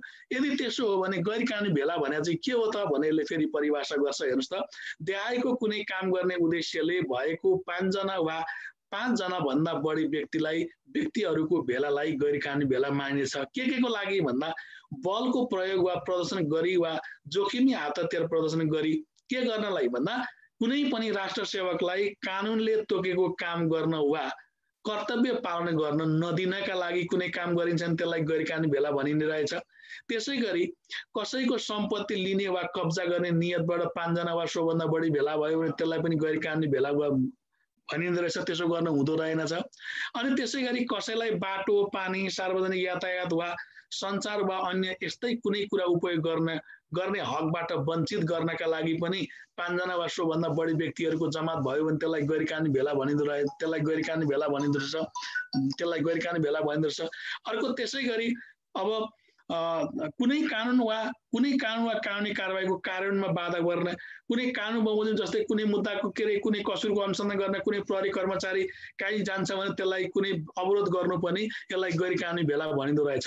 यो जम्मा 4 वटा यो यति काम गर्ने 4वटा काम गर्नलाई चाहिँ गैर कानुनी भेला भनिदो रहेछ भने कुनै कानुन त्यो भयो कैदको सजाय। अब यति माथिका काम गर्ने व्यक्तिलाई भनेको बलको प्रयोग वा प्रदर्शन गरी वा जोखिम हात हतियार प्रदर्शन गरी वा कुनै काम वा कानुनी कारबाहीको कार्यान्वयनमा बाधा अवरोध खडा गर्ने वा यतिलाई चाहिँ के हुँदछ कैदको सजाय हुने कुनै कसुर गर्ने कुनै पनि व्यक्तिलाई चाहिँ के यो चाहिँ गैर कानुनी भेला गर्न नहुने भनेको छ। गैर कानुनी भेला हात हतियार नलिई सहभागी भएको भए 6 महिनासम्म कैद र 5,000 रुपैयाँसम्म जरिमाना र हात हतियार लिएर सहभागी भएको भए 1 वर्षसम्म कैद वा 10,000 रुपैयाँसम्म जरिमाना वा दुवै सजाय हुनेछ भनेर यो व्यवस्था। मैले यसमा अलिकति तपाईलाई जोड गर्छु किनभने एउटा बुदालाई पढ्नलाई र बुझ्नलाई सजिलो बुझिसकेपछि अरु तलका सबै हामीले मेलैसँग पढ्न सक्दैनौं, त्यसले गर्दा त्यो बुझ्न सजिलो हुन्छ। जस्तै फर एक्जाम्पल गैर कानुनी भेला भन्नाले के बुझिन्छ अथवा कानुनले के चाहिँ गर्न रोकेको रहेछ भन्दा गैर कानुनी भेला गर्नका लागि रोकेको रहेछ। गैर कानुनी भेला हुनका लागि के हुनु पर्दो रहेछ भन्दाखेरि 5 जना वा सो भन्दा बढीको एउटा जमात हुनु पर्दो रहेछ, भेला जम्मा भएको हुनु पर्दो रहेछ। यसरी भेला जम्मा भएको व्यक्तिले चाहिँ 5 जना मात्रै भेला भएर चुप लागेर बसिरहे भने फेरि त्यसलाई चाहिँ गैर कानुनी भेला त भनिँदो रहेनछ। त्यो 5 जना वा सो भन्दा बढीको भेला भएको जमातले चाहिँ के गर्नु पर्दो रहेछ भन्दा बल प्रयोग गरेर वा प्रदर्शन गरेर वा जोखिमी हात हतियार प्रदर्शन गरेर चाहिँ कुनै पनि राष्ट्र सेवकलाई काम गर्नका लागि रोक्ने, कसैको सम्पत्ति लिने वा कसैलाई बाटो पानी सार्वजनिक यातायात आदिबाट चाहिँ वञ्चित गर्ने कुनै पनि नीति लिएको छ वा कुनै व्यक्तिलाई कामले गर्न नहुने काम गर्न लगाउने वा कानुनले गर्न पाउने काम गर्न नदिने गरी यदि 5 जनाको जमातले गरिन्छ भने त्यसलाई गैर कानुनी भेला भनिँदो रहेछ। यदि त्यसरी कोही कसैले गर्छ भने त्यसलाई के हुँदो रहेछ भन्दाखेरि सजाय कति रहेछ भन्दा यो चाहिँ यो ऐनमा नै व्यवस्था गरिदिएको छ कि उसलाई चाहिँ 6 महिनासम्म कैद र 5,000 रुपैयाँसम्म जरिमाना र हात हतियार लिएर सहभागी भएको भए 1 वर्षसम्म कैद वा 10,000 रुपैयाँसम्म जरिमाना।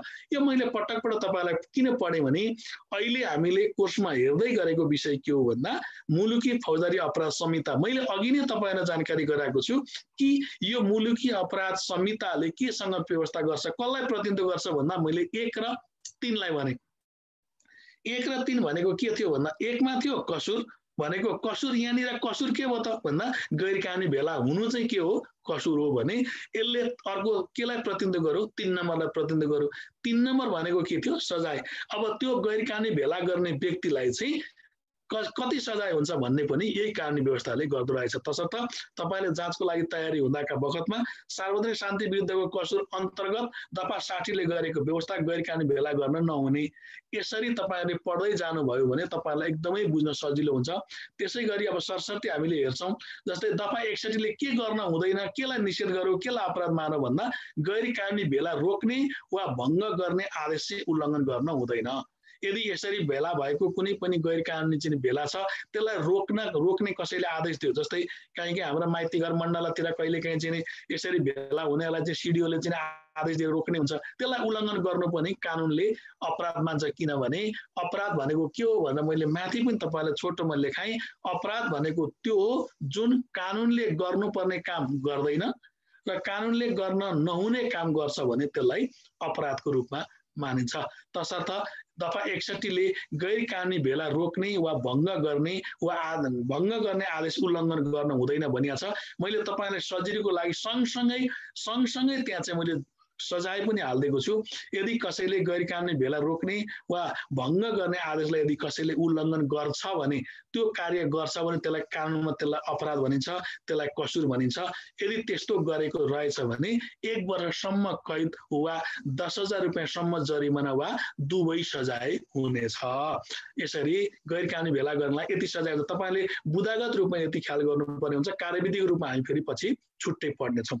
त्यसैगरी दफा 67 त पढ्नु पर्यो। अब दफा 62 ले भन्छ प्रत्येक सदस्यले कसुर गरेको मान्ने भनेको के हो भने 5 जना भन्दा बढी भेला भएर चाहिँ कुनै कसुर गरेको रहेछ भने मैले यति गरे भन्ने हुँदैन। भेला हुने जति अथवा त्यसरी संलग्न हुने कसुरमा संलग्न जति प्रत्येक व्यक्तिले नै कसुर गरेको मान्ने गरेको कानुनी व्यवस्था चाहिँ ऐनको दफा 62 ले गरेको छ भने ती हरेक व्यक्तिलाई भेलाका सदस्यहरूले चाहिँ त्यस्तो कसुर गरेको मानिसकेपछि माथि लेखिए बहुमतिको सजाय पनि सबैलाई हुनेछ। तसर्थ ग्रुपमा गरिएका कामको जिम्मेवारी सबैले बराबरी लिनुपर्छ भन्ने यो कानुनी व्यवस्था गर्छ। त्यसैगरी दफा 63 ले हुलदङ्गा गर्न नहुने भन्छ। प्रत्येक व्यक्तिलाई जोखिमी हातहतियार गरेको भए 2 वर्षसम्म कैद र 20,000 रुपैयाँसम्म जरिमाना, जोखिमी हातहतियार नलि गरेको भए 1 वर्षसम्म कैद र 10,000 रुपैयाँसम्म जरिमाना हुनेछ। अब यो चाहिँ के हुन्छ भने जहिले पनि अपराध गर्ने व्यक्तिहरू, अपराध गर्ने समूहहरूलाई पनि उसले गरेको कामको प्रकृति, कसुरको मात्रा, कसुरको प्रकृति, तीका आधारमा फरक फरक सजाय हुने भएकोले यो देखिरसम्म हुन्छ। जस्तै यसमा के भनियो भन्दा 1 वर्षसम्म भनिसकेपछि उसले गरेको कामको प्रकृतिको आधारमा बढीमा 1 वर्ष र कम्तीमा 1 दिनसम्मको सजाय। यो चाहिँ के का आधारमा फ्लेक्सिबिलिटी हुन्छ भन्दा यस्तो सजायहरू चाहिँ खास गरी उसले गरेको कामको प्रकृति, उसले गरेको कसुरको मात्रा, उसले गर्ने कसुरको परिस्थिति समेतलाई ख्याल गरेर जहिले पनि निर्णयकर्ताहरूले चाहिँ यो कुरालाई चाहिँ तय गरेका हुन्छन्। सजाय त्यसरी चाहिँ गरे तोकिन्छ है। त्यसै गरी म सरसर्ती अब गएँ, यसलाई चाहिँ तपाईँलाई अघि मैले भने एउटा रटन पेत्तीको कुरा गरेँ। यसलाई सरसर्ती तपाईँले एउटा जान्नै पर्ने विषय के रह्यो भन्दा 70 देश यति 60 देखि चाहिँ नि यति नम्बरसम्म चाहिँ यसको व्यवस्था गरिएको छ भन्ने हो।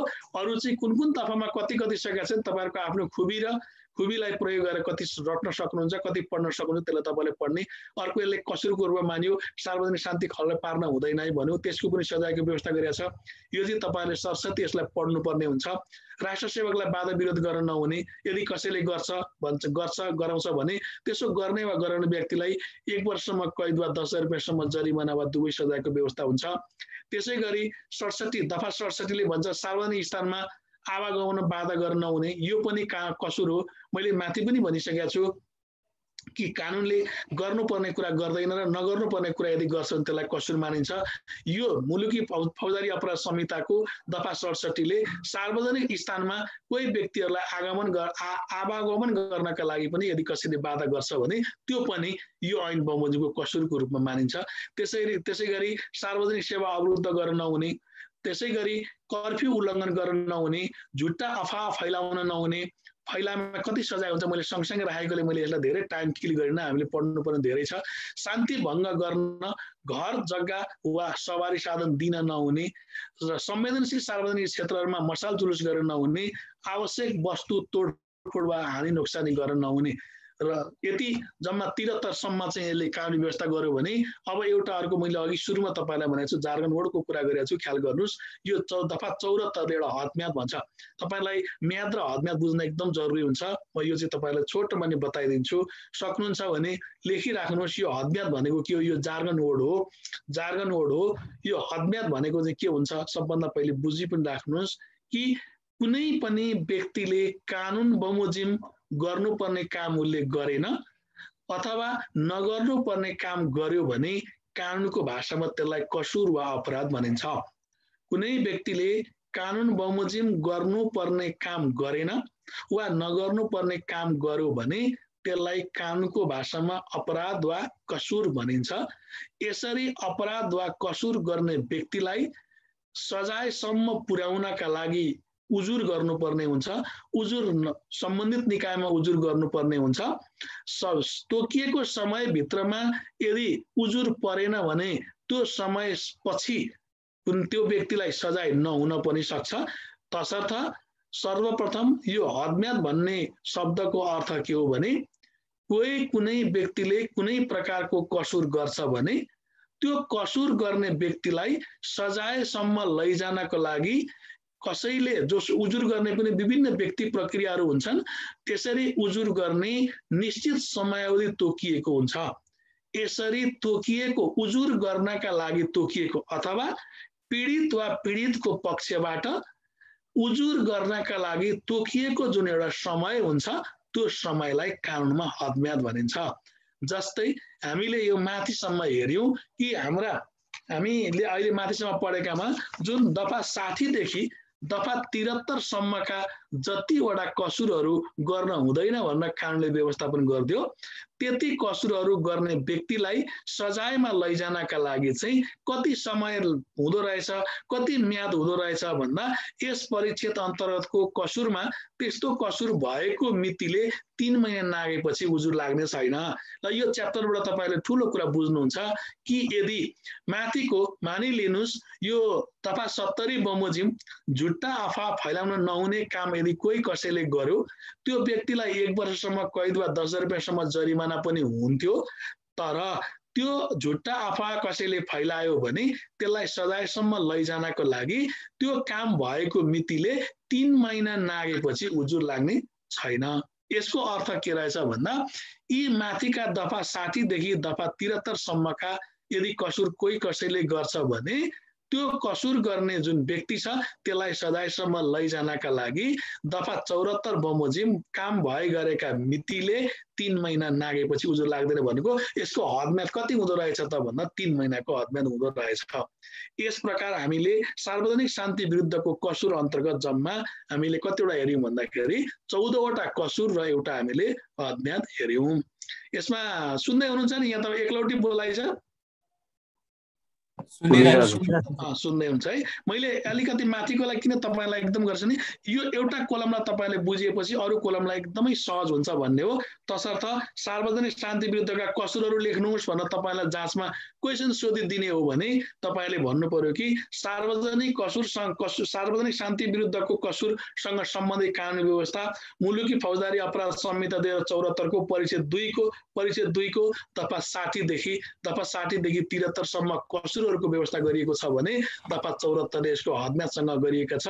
दफा 60 देखि 73 सम्मका यी कामहरू चाहिँ गर्दा कानुन बमोजिमको कसुर हुँदो रहेछ र तिनलाई यति सजाय हुन्छ भन्ने चाहिँ छुट्टै तपाईहरुले अब मेहनत गरेर पढ्ने कुरा रहिहाल्यो।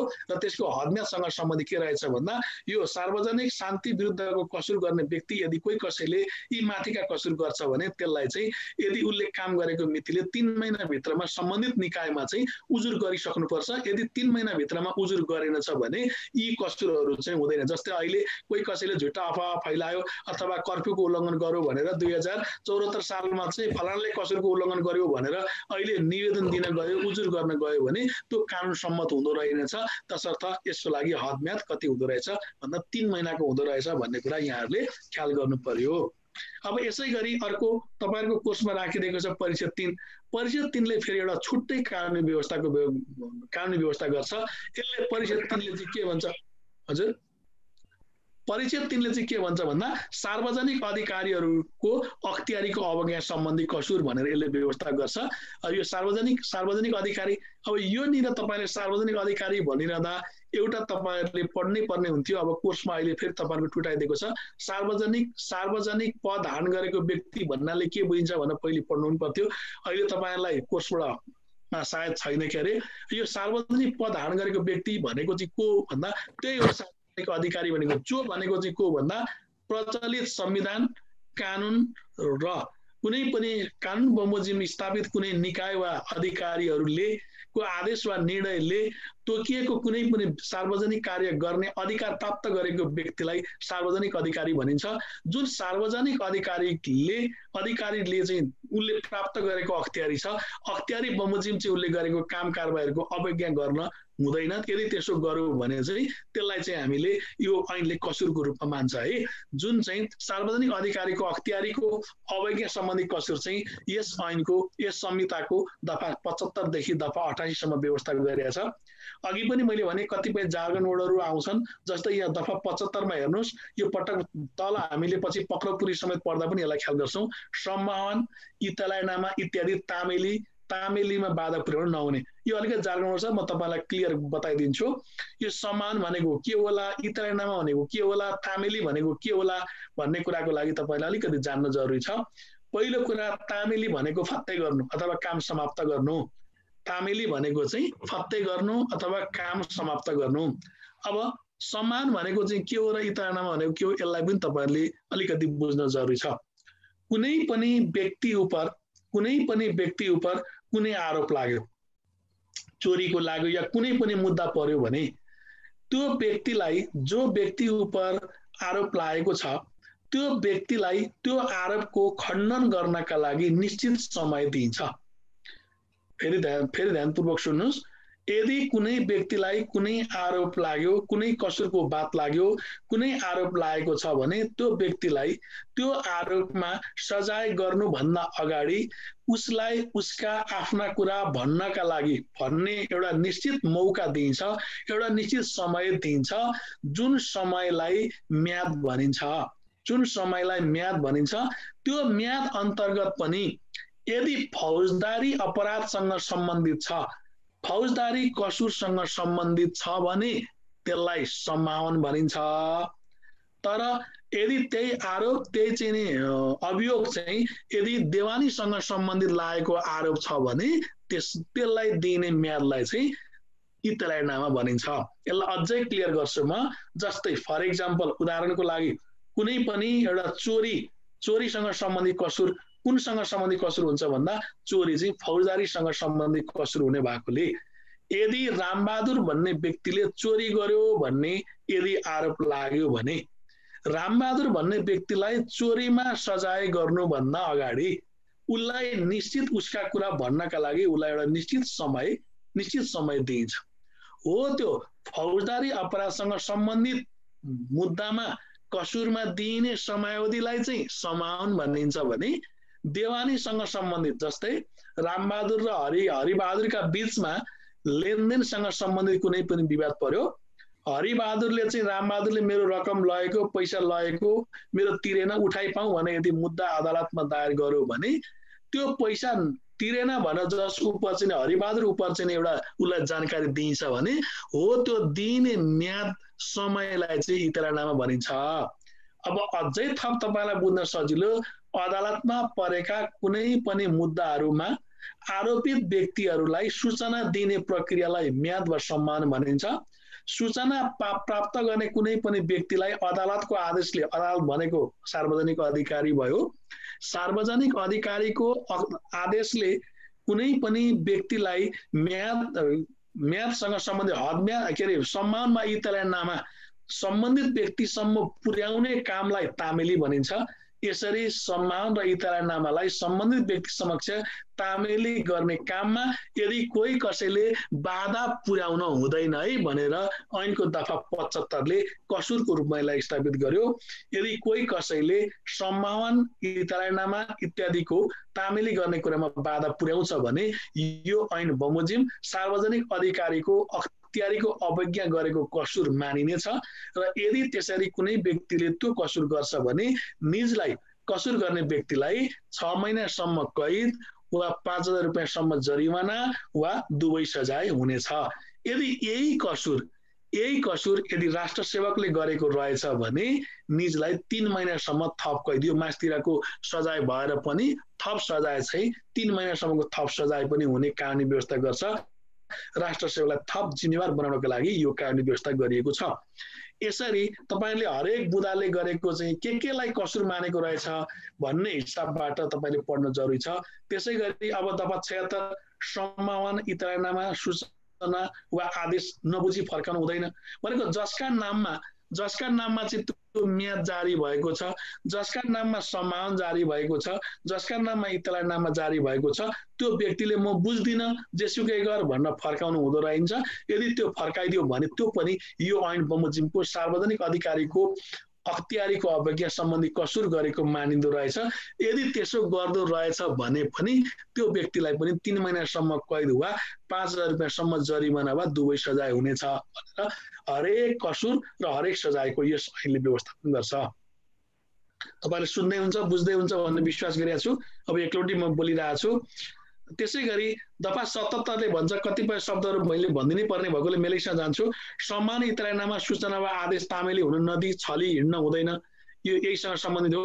सम्मान इतलायनामा इत्यादि च्यात्न वा उप्काउन हुँदैन, त्यो गर्नलाई के सजाय हुन्छ ती व्यवस्था गरिदिएको छ।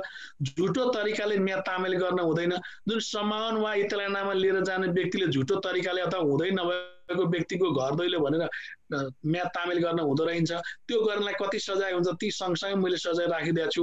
लिखित प्रमाण लिखित पेश गर्न इन्कार गर्न हुँदैन, शपथ लिएको व्यक्तिले झुटा कुरा व्यक्त गर्न हुँदैन, शपथ गर्न इन्कार गर्न हुँदैन, जवाब दिन इन्कार गर्न हुँदैन, झुटा जानकारी दिन हुँदैन। यो जति छन् यो मैले राखिदिएको छु। यो सबै ऐनले गरेका कसुरहरू हुन्। बाधा विरोध गर्न हुँदैन। त्यसैगरी राष्ट्र सेवकलाई मद्दत दिने इन्कार गर्न हुँदैन। कुनै पनि राष्ट्र सेवकले आफ्नो काम गर्ने सिलसिलामा उसलाई कुनै मद्दत चाहियो भने त्यो मद्दत म गर्दिन, मलाई थाहा, म जान्दिन, म किन पर्ने भन्न हुँदैन। यदि त्यसो कुनै व्यक्तिले गर्छ भने त्यो व्यक्तिलाई पनि कसुर गर्ने व्यक्तिलाई पनि 6 महिनासम्म कैद वा 5,000 रुपैयाँसम्म जरिमाना वा दुवै सजायको व्यवस्था गरिएको छ। त्यसैगरी आदेशको अवज्ञा गर्न नहुने भन्ने यसको व्यवस्था गरिएको छ। र 88 मा गएर हेर्नुस्, फेरि यसमा पनि के हुन्छ भने हदम्याद हुन्छ। अज्ञात भनेको मैले माथि पनि अघि तपाईलाई बताइसकेको छु। अज्ञात भनेको पीडित वा पीडितको तर्फबाट अपराध वा कसुर गर्ने व्यक्तिलाई सजाय गराउनका लागि सजायका लागि गरिने उजुरी गर्ने निश्चित समयावधि हुन्छ, त्यसलाई अज्ञात भनिन्छ। हरेक कानुनमा अज्ञातको व्यवस्था गरिएको हुन्छ, तसर्थ यसमा पनि यो माथिको अहिले हामीले जुन पढ्यौं यो माथिका कसुर गर्नेहरू व्यक्तिलाई पनि अज्ञात चाहिँ कति तोकिएको रहेछ भन्दा फरक परिरहेछ। दफा 78, 80 र 83 अन्तर्गत कसुर भएमा त्यस्तो कसुर भएको कुरा थाहा पाएको मिति लिएर अन्य दफा अन्तर्गत कसुर गरेकोमा त्यस्तो कसुर भएको मितिले 3 महिना लागेपछि यसमा पनि फेरि मुद्दा लाग्दो रहेछ अथवा चाहिँ उजुर लाग्दो रहेछ। यसरी यस ऐनको दफा यस ऐनको परिच्छेद 3 ले चाहिँ सार्वजनिक अधिकारीको अख्तियारीको अवज्ञा गर्दा के गर्दा अख्तियारीको अवज्ञा भन्ने कुराको यसले कानुन व्यवस्था गर्दियो। त्यसैगरी तपाईहरुको कोर्समा अर्को राखिदिएको छ परिच्छेद 4 सार्वजनिक न्याय विरुद्धको कसुर। अब सार्वजनिक न्याय विरुद्धको कसुर भनेको के हो त भन्ने कानुन व्यवस्था यसको चाहिँ दफा 89 देखि 103 लाई समेटेको छ। यतिलाई तपाईले पोइन्ट आउट गर्न जरुरी हुन्छ। जस्तै के गर्यो भने चाहिँ सार्वजनिक न्याय विरुद्धको कसुर हुँदो रहेछ भन्ने कुरालाई बुझ्न जरुरी छ। यसका दफावाइज रूपमा हामी सरल जान्छौं। जस्तै झुटा प्रमाण बनाउन नहुने, कुनै पनि विषयवस्तुमा नचाहिँदो झुटा प्रमाण बनायो भने त्यो चाहिँ कुन कसुर अन्तर्गत पर्दो रहेछ भन्दा सार्वजनिक न्याय विरुद्धका कसुरहरू भनेर त्यो एउटा पर्दो छ। त्यसलाई के कति सजाय हुन्छ यो सबै हामीले यहाँ पढेर सम्भव हुँदैन, तपाईले नोट पाइहाल्नुहुन्छ। यसलाई तपाईले आफ्नो तरिकाले चाहिँ यसका सजायहरूलाई ख्याल गर्नु होला। त्यसैगरी झुटा प्रमाणपत्र बनाउन र दिन नहुने, कतिपय झुटा प्रमाणपत्र बनाएर चाहिँ जागिर खानका लागि पनि झुटा प्रमाणपत्र बनाएर कतिपय गर्ने हुन्छन्, त्यसमा फेरि कतिपय कुरा भ्रष्टाचारसँग सम्बन्धित जोडिन्छ। त्यसैगरी झुटा प्रमाण वा प्रमाणपत्र प्रयोग गर्न नहुने, लिखत नष्ट गर्न नहुने, कसुरको प्रमाण दबाउन नहुने, सूचना दिन अवरोध गर्न नहुने, कसुरदारलाई आश्रय दिन नहुने। हेर्नुस् यहाँ रमाइलो कुरा के छ भने कसुर गर्ने वा गराउने व्यक्तिलाई देहाय बहुमतिको सजाय हुनेछ भन्छ। कसुर गर्ने वा गराउने व्यक्तिलाई भन्दा जन्म कैद वा 20 वर्षमा कैद सजाय हुन सक्ने कसुरको कसुरदारलाई हेर्नुस् है, यदि कोही कसैले जन्म कैद वा 20 वर्षमा कैदको सजाय हुन सक्ने कसुर यदि कसैले गर्छ र त्यो गरेको कुनै पनि कसुरदारलाई आश्रय दिएको भनेको आफ्नो ठाउँमा लुकाएको आश्रय दिएको भए 5 वर्षसम्म कैद र 50,000 रुपैयाँसम्म जरिमाना हुँदो रहेछ। भनेको यदि कुनै पनि कानुनले गर्न नहुने कुरा गरेको र गर्नुपर्ने कुरा नगरेको, गर्नुपर्ने कुरा नगर्ने र गर्न नहुने कुरा गर्ने कुनै पनि व्यक्तिलाई, कसुरदारलाई अथवा अभियोग लागेको कुनै पनि व्यक्तिलाई उनलाई सजायबाट छल्नको लागि आश्रय दिन वा लुकाउन हुँदो रहेछ। यदि लुकाउने कसैले लुकाएको रहेछ भने त्यो पनि कसुर मानिँदो रहेछ। कसुर गर्नु अपराध गर्नु भनेको चाहिँ केलाई मानियो भन्दा जस्तै कसैले कसैको ज्यान मार्यो भने ज्यान मार्ने कुरा त उसको कसुर छुट्टै छँदैछ। यदि ज्यान मार्ने व्यक्तिलाई कसैले आश्रय दिन्छ, लुकाउँछ भने चाहिँ त्यस्तो व्यक्तिलाई पनि सजाय हुँदो रहेछ। यदि त्यो कसुर गर्ने व्यक्तिले जन्म कैद वा 20 वर्षसम्म कैद सजाय हुन सक्ने कसुर गरेको रहेछ भने त्यस्तालाई आश्रय दिने व्यक्तिलाई मात्रै पनि 5 वर्षसम्म कैद र 50,000 रुपैयाँसम्मको जरिमाना हुँदो रहेछ। यदि त्यो कसुरदार 10 वर्षसम्मको कैद हुने सजाय हुन सक्ने कसुर गरेको कसुरदारलाई आश्रय दिएको रहेछ भने त्यसलाई पनि 3 वर्षसम्मको कैद र 30,000 रुपैयाँसम्मको जरिमाना हुँदो रहेछ। तर यहाँ ध्यान दिनुस्, यसले अर्को एउटा रमाइलो कुरा चाहिँ म पढिदिन्छु तपाईहरुलाई। गले के भन्छ, खण्ड क वा ख मा लेखिएको बाहेक भनेको माथिको के रहेछ भन्दा जन्म कैद वा 20 वर्षसम्म कैद वा 10 वर्षसम्म कैद हुने बाहेक अन्य कसुरको कसुरदारलाई आश्रय दिएको भए त्यस्तो कसुरमा हुन सक्ने कैद वा जरिमानाको उपल्लो हदको 4 खण्डको 1 खण्डसम्म कैद वा जरिमाना मात्र वा दुवै सजाय हुन्छ।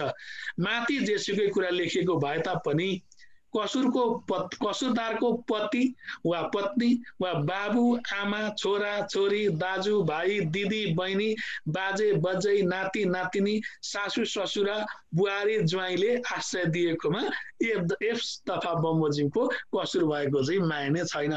भनेको चाहिँ यसले के व्यवस्था गर्यो भने यदि कोही आफन्त यति नाताभित्रको कुनै पनि व्यक्तिलाई चाहिँ लुकाएको रहेछ, आश्रय दिएको रहेछ भने चाहिँ यो कानुन बमोजिमको चाहिँ कसुर मानिँदैन भनेर यही कानुनको स्पष्टीकरण अन्तर्गतमा भनिदियो। तसर्थ मैले अघि पनि भनेको थिएँ, कानुनले व्यवस्था गरेकोमा यदि कानुनले गर्न हुँदैन भनेकोमा गर्यो भने मात्रै सजाय हुन्छ, कानुनले गर्नुपर्छ भनेकोमा गरेन भने मात्रै सजाय हुन्छ। यो 95 लाई मैले अलिकति तपाईहरुलाई जाँचको लागि पनि जोड दिन अनुरोध गरेँ कि यदि कुनै पनि कसुर गर्नु मात्रै सजाय हुँदो रहेछ, कसुर गर्ने व्यक्तिलाई पनि लुकाउँछ, दबाउँछ वा आश्रय दिन्छ भने त्यसलाई पनि सजाय हुँदो रहेछ। र यही दफाले कसले कसलाई लुकायो अथवा आश्रय दियो भने कति सजाय हुन्छ भन्ने कानुनी व्यवस्था पनि भयो भने यसमा कुन कुन नाताको व्यक्तिहरूले लुकायो, कुन कुन नाताको व्यक्तिले आश्रय दियो भने चाहिँ यसमा सजायको पनि छुट गरिरहेछ अथवा कसुर मानिँदो रहेछ भन्ने पनि यसले कानुनी व्यवस्था गर्छ। त्यसै गरी कसुर भएको जानकारी दिनुपर्ने, यदि कुनै ठाउँमा कुनै प्रकारको कसुर भइरहेको छ भने त्यसको जानकारी पनि दिनु पर्दो रहेछ। त्यो दिएन भने पनि कसुर हुँदो रहेछ। हेर्नुहोस्, तपाईहरुले यदि कुनै ठाउँमा कुनै व्यक्तिले कसुर भएको थाहा चाहिँ पायो, तर त्यो कसुर भएको थाहा पाइकन पनि त्यसको जानकारी चाहिँ सम्बन्धित निकायमा दिनुपर्ने। यदि त्यो जानकारी दिएन भने त्यो व्यक्तिलाई पनि फेरि एउटा सजाय हुँदैछ। त्यो चाहिँ कति हुँदो रहेछ भने 2 वर्षसम्म कैद वा 20,000 रुपैयाँसम्म जरिमाना वा दुवै सजाय पनि हुन सक्ने कानुनी व्यवस्थाले गर्छ। त्यसै गरी सम्पत्ति दबाउन वा सम्पत्तिमा झुट्टा दाबी गर्न नहुने, झुट्टा उजुरी दिन नहुने, बदनियतपूर्वक अनुसन्धान वा अभियोजन गर्न नहुने, जमानत शर्त विपरीत अनुपस्थित हुन नहुने, पक्राउको बाधा विरोध गर्न वा थुनाबाट भाग्न नहुने, पक्राउबाट उम्काउन वा थुनाबाट भगाउन नहुने, यी सबैलाई पनि यस ऐन बमोजिमको एउटा कसुरको रूपमा लिएको छ। र यसरी कसुरको रूपमा लिएका यी माथि गरेका कसुरहरू यदि कोही कसैले गर्छ भने फेरि त्यही कुरा दोहोरिन्छ। हेर्नुहोस्, एकचोटि जानेबित्तिकै सजिलो हुन्छ। मैले अघि भनेको छु, फेरि दफा 103 आएर हदमेलकै कुरा गर्यो। यी माथि भएका जति व्यवस्थाहरू छन्, यी माथि भएका व्यवस्थाहरूको हकमा, यी माथि भएका व्यवस्था यदि कसैले कुनै यो गर्छ भने त्यो व्यक्तिलाई कति हदम्याद हुन्छ, कति भित्रमा उजुर गर्नुपर्छ भन्ने कानुनी व्यवस्था ऐनको दफा 103 ले गर्छ। यसलाई पनि विभिन्न समय तोकिया छ। यसले पनि 3 महिना नआएपछि उजुर लाग्न सक्दैन भन्ने यसले पनि कानुनी व्यवस्था गरेको छ। हामीले परिचय 2, 3, 4 लाई हामीले सरसर्ती हेर्यौं। त्यसै गरी हामीले यसलाई पनि हामी यो परिचय 5 लाई पनि हामी सरसर्ती जान्छौँ, किनभने कोर्समा राखिदिसकेपछि जहाँसुकैबाट पनि क्वेशन आइदिन सक्छ। तसर्थ यसलाई तपाईहरुले एकदमै पढ्न जरुरी छ। त्यसै गरी अर्को छ परिच्छेद 5। यसले चाहिँ केसँग सम्बन्धित कानुनी व्यवस्था गर्दो रहेछ त भन्दा सार्वजनिक हित, स्वास्थ्य, सुरक्षा, सुविधा र नैतिकता विरुद्धका कसुरहरू भनेर यो ऐनको दफा 104 देखि 128 सम्म लामो फेरिस्त गरेको छ। कहिलेकाहीँ तपाईलाई जाँचमा हुन सक्छ सार्वजनिक हित, स्वास्थ्य र सुरक्षा, सुविधा, नैतिकता विरुद्धका कसुरहरू 10 वटा लेख्नुस् भन्नु भने तपाईहरुले यसको एन्सर लेखिरहँदा सुरुमा माथिको प्रस्तावनाको कुरालाई केही लेखेर यसको परिच्छेद 5 मा चाहिँ यो व्यवस्था गरिएको छ र दफा 104 देखि 128 सम्म व्यवस्था गरिएको छ, जसमा चाहिँ प्रश्नानुसार चाहिँ 10 वटा कसुरहरू देखाए बमोजिम भन्नु भने एकदमै फ्रुटफुल हुन्छ। अब यस अन्तर्गतका के रहेछन् त, के कसुरलाई चाहिँ कुन कसुरलाई चाहिँ सार्वजनिक हित, स्वास्थ्य, सुरक्षा र सुविधा विरुद्ध, नैतिकता विरुद्धका कसुर मानिँदो रहेछ भन्ने कुरा यस ऐनको दफा 104 देखि 128 सम्म व्यवस्था गरिएको छ। जस अन्तर्गतमा सरसर्ती कसुरहरूको बारेमा अथवा हजुर 30 मा आउँछ के म 30 मा के गर्न हुँदैन भन्ने कुराको यसले भनेमा एउटा आदि क्लास लिएर आउँछु। ल यसलाई हेर्नुस् 104 दफा 104 ले दफा 104 रबिन खेलाउ न नि को छ अरु दफा 104 ले संक्रमण रोग फैलाउन नहुने भनेर चाहिँ व्यवस्था गरेर संक्रमण रोग फैलाउन नहुने भनिएको छ। भाइ जसले उमेशदाइ छ त्यो किपर छ भाइ अरुसँग कुरा गर्नुहुन्छ नि यताकोलाई म्युट गरेर गर्नुस् है।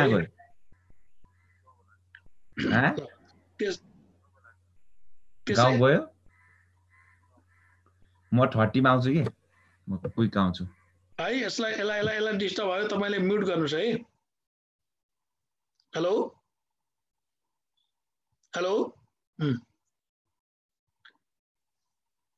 सुन्दै हुनुहुन्छ हजुर?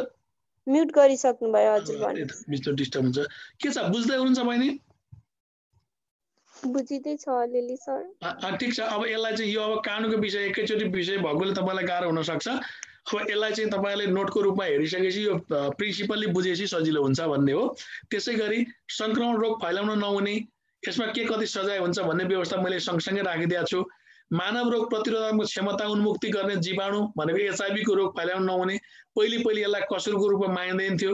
यो संहिता आइसकेपछि यसलाई कसुरको रूपमा मानिएको छ। त्यसैगरी सरुवा रोग सम्बन्धी कानुनको उल्लङ्घन गर्न नहुने अहिले पनि छ नि, जस्तै यो कोभिडको बेला छ, कतिपयले चाहिँ यसलाई चाहिँ एउटा महामारीको रूपमा राखेर यो मास्क नलाइकन चाहिँ बाटोमा हिँड्ने मान्छेलाई नि पक्राउ गरेर सजाय गर्छ नि। हो, यही ऐन बमोजिम गर्ने हो। सरुवा रोग सम्बन्धी कानुनको उल्लङ्घन गर्न नहुने, त्यस्तै खाद्य पदार्थमा मिसावट गर्न नहुने, झुक्यानमा पारी खाद्य पदार्थ बिक्री वितरण गर्न नहुने, विभिन्न ऐनका दफाहरूले चाहिँ यसको लागि कसुरको रूपमा व्यवस्थापन गर्दै हुन्छ। त्यसैगरी झुक्यानमा पारी कुनै वस्तु बिक्री वितरण गर्न नहुने, बिक्री गर्ने उपभोग्य वस्तु बिक्री नगरी जम्माखोरी गर्न नहुने, बिक्री गर्नुपर्ने कुनै पनि उपभोग्य वस्तु बिक्री नगरिकन त्यसलाई जम्माखोरी, हामी यसलाई कालोबजारी भन्छौँ, कालोबजारी गर्न नहुने, कालोबजारी गर्यो भने पनि यो ऐन बमोजिमको कसुर हुँदो रहेछ। त्यस्तै पानी दूषित पार्न नहुने, वातावरण प्रदूषित गर्न नहुने।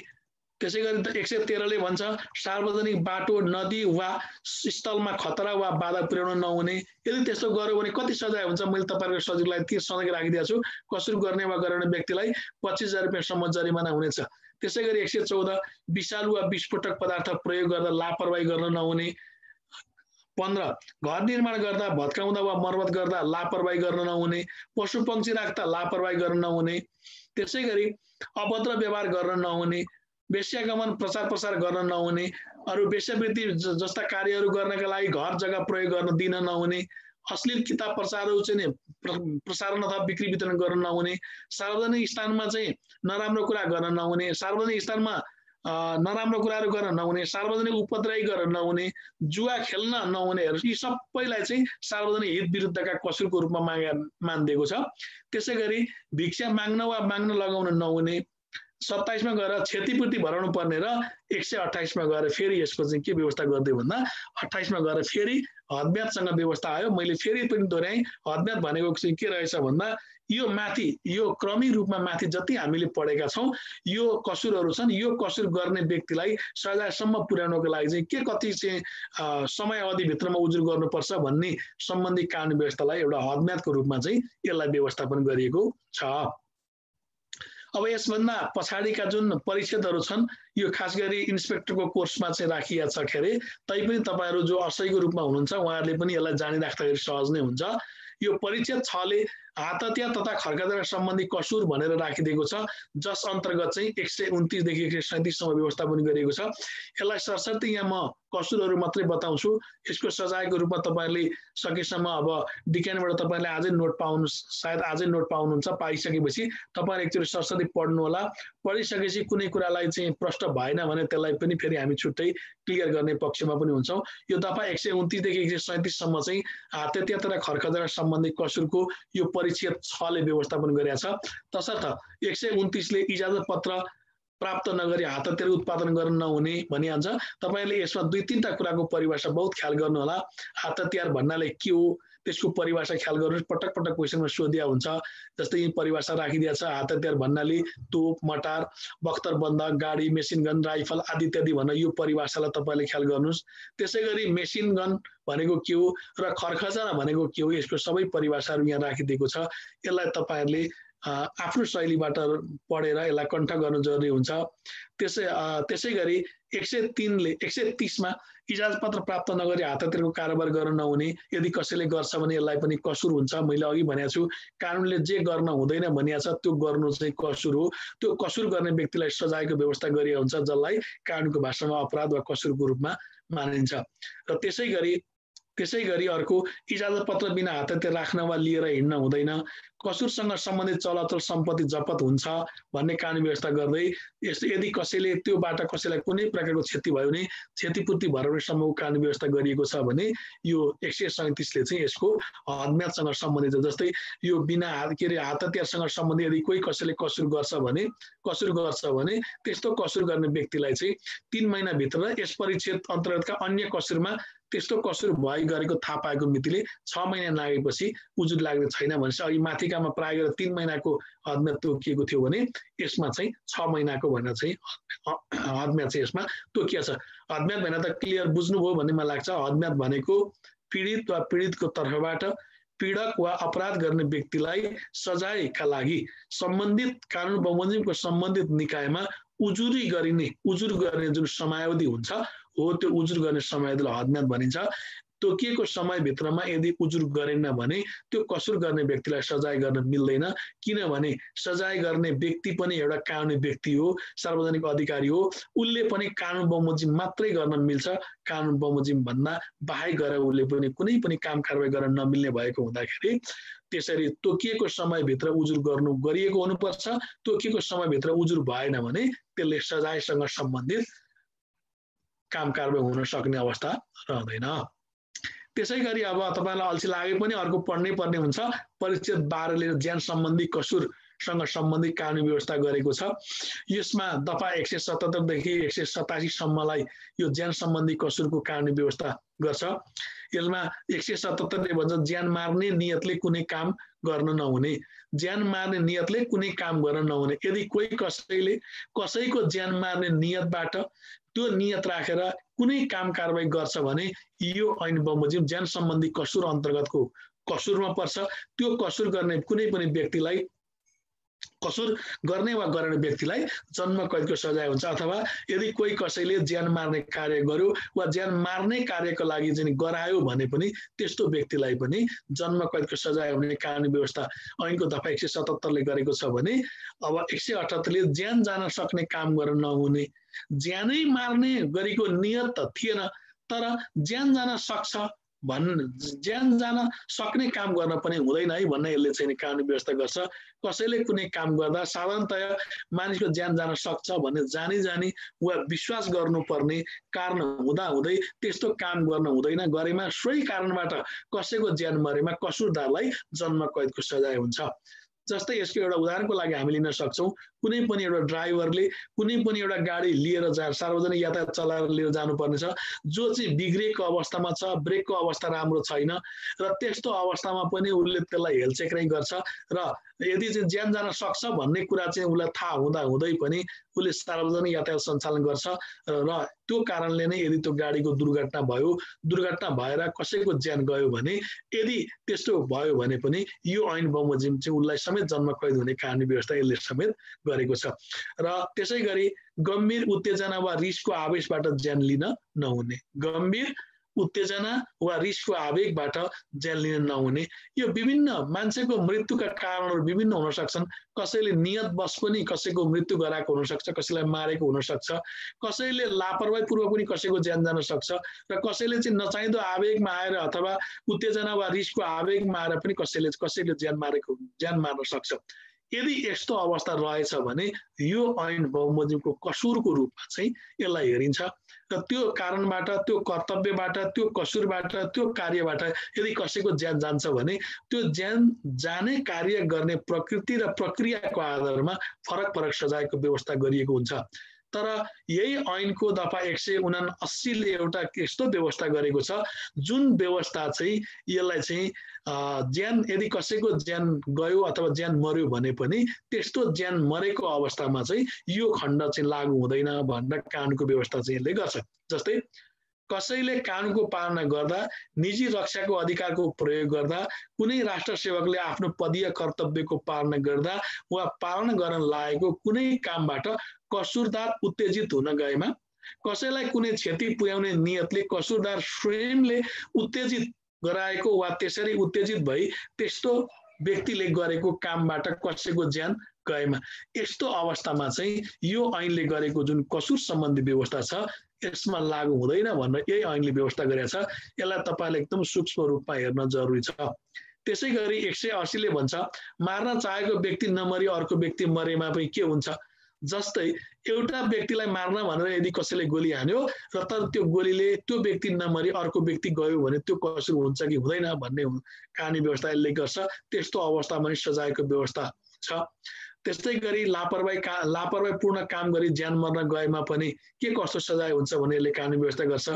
हेलचेक्राइ गरी ज्यान मार्न नहुने, तपाईले पछिल्लो घडीमा पत्र पत्रिकामा नि हेर्नुभयो होला, हेलचेक्राइ गरी ज्यान मार्न नहुने।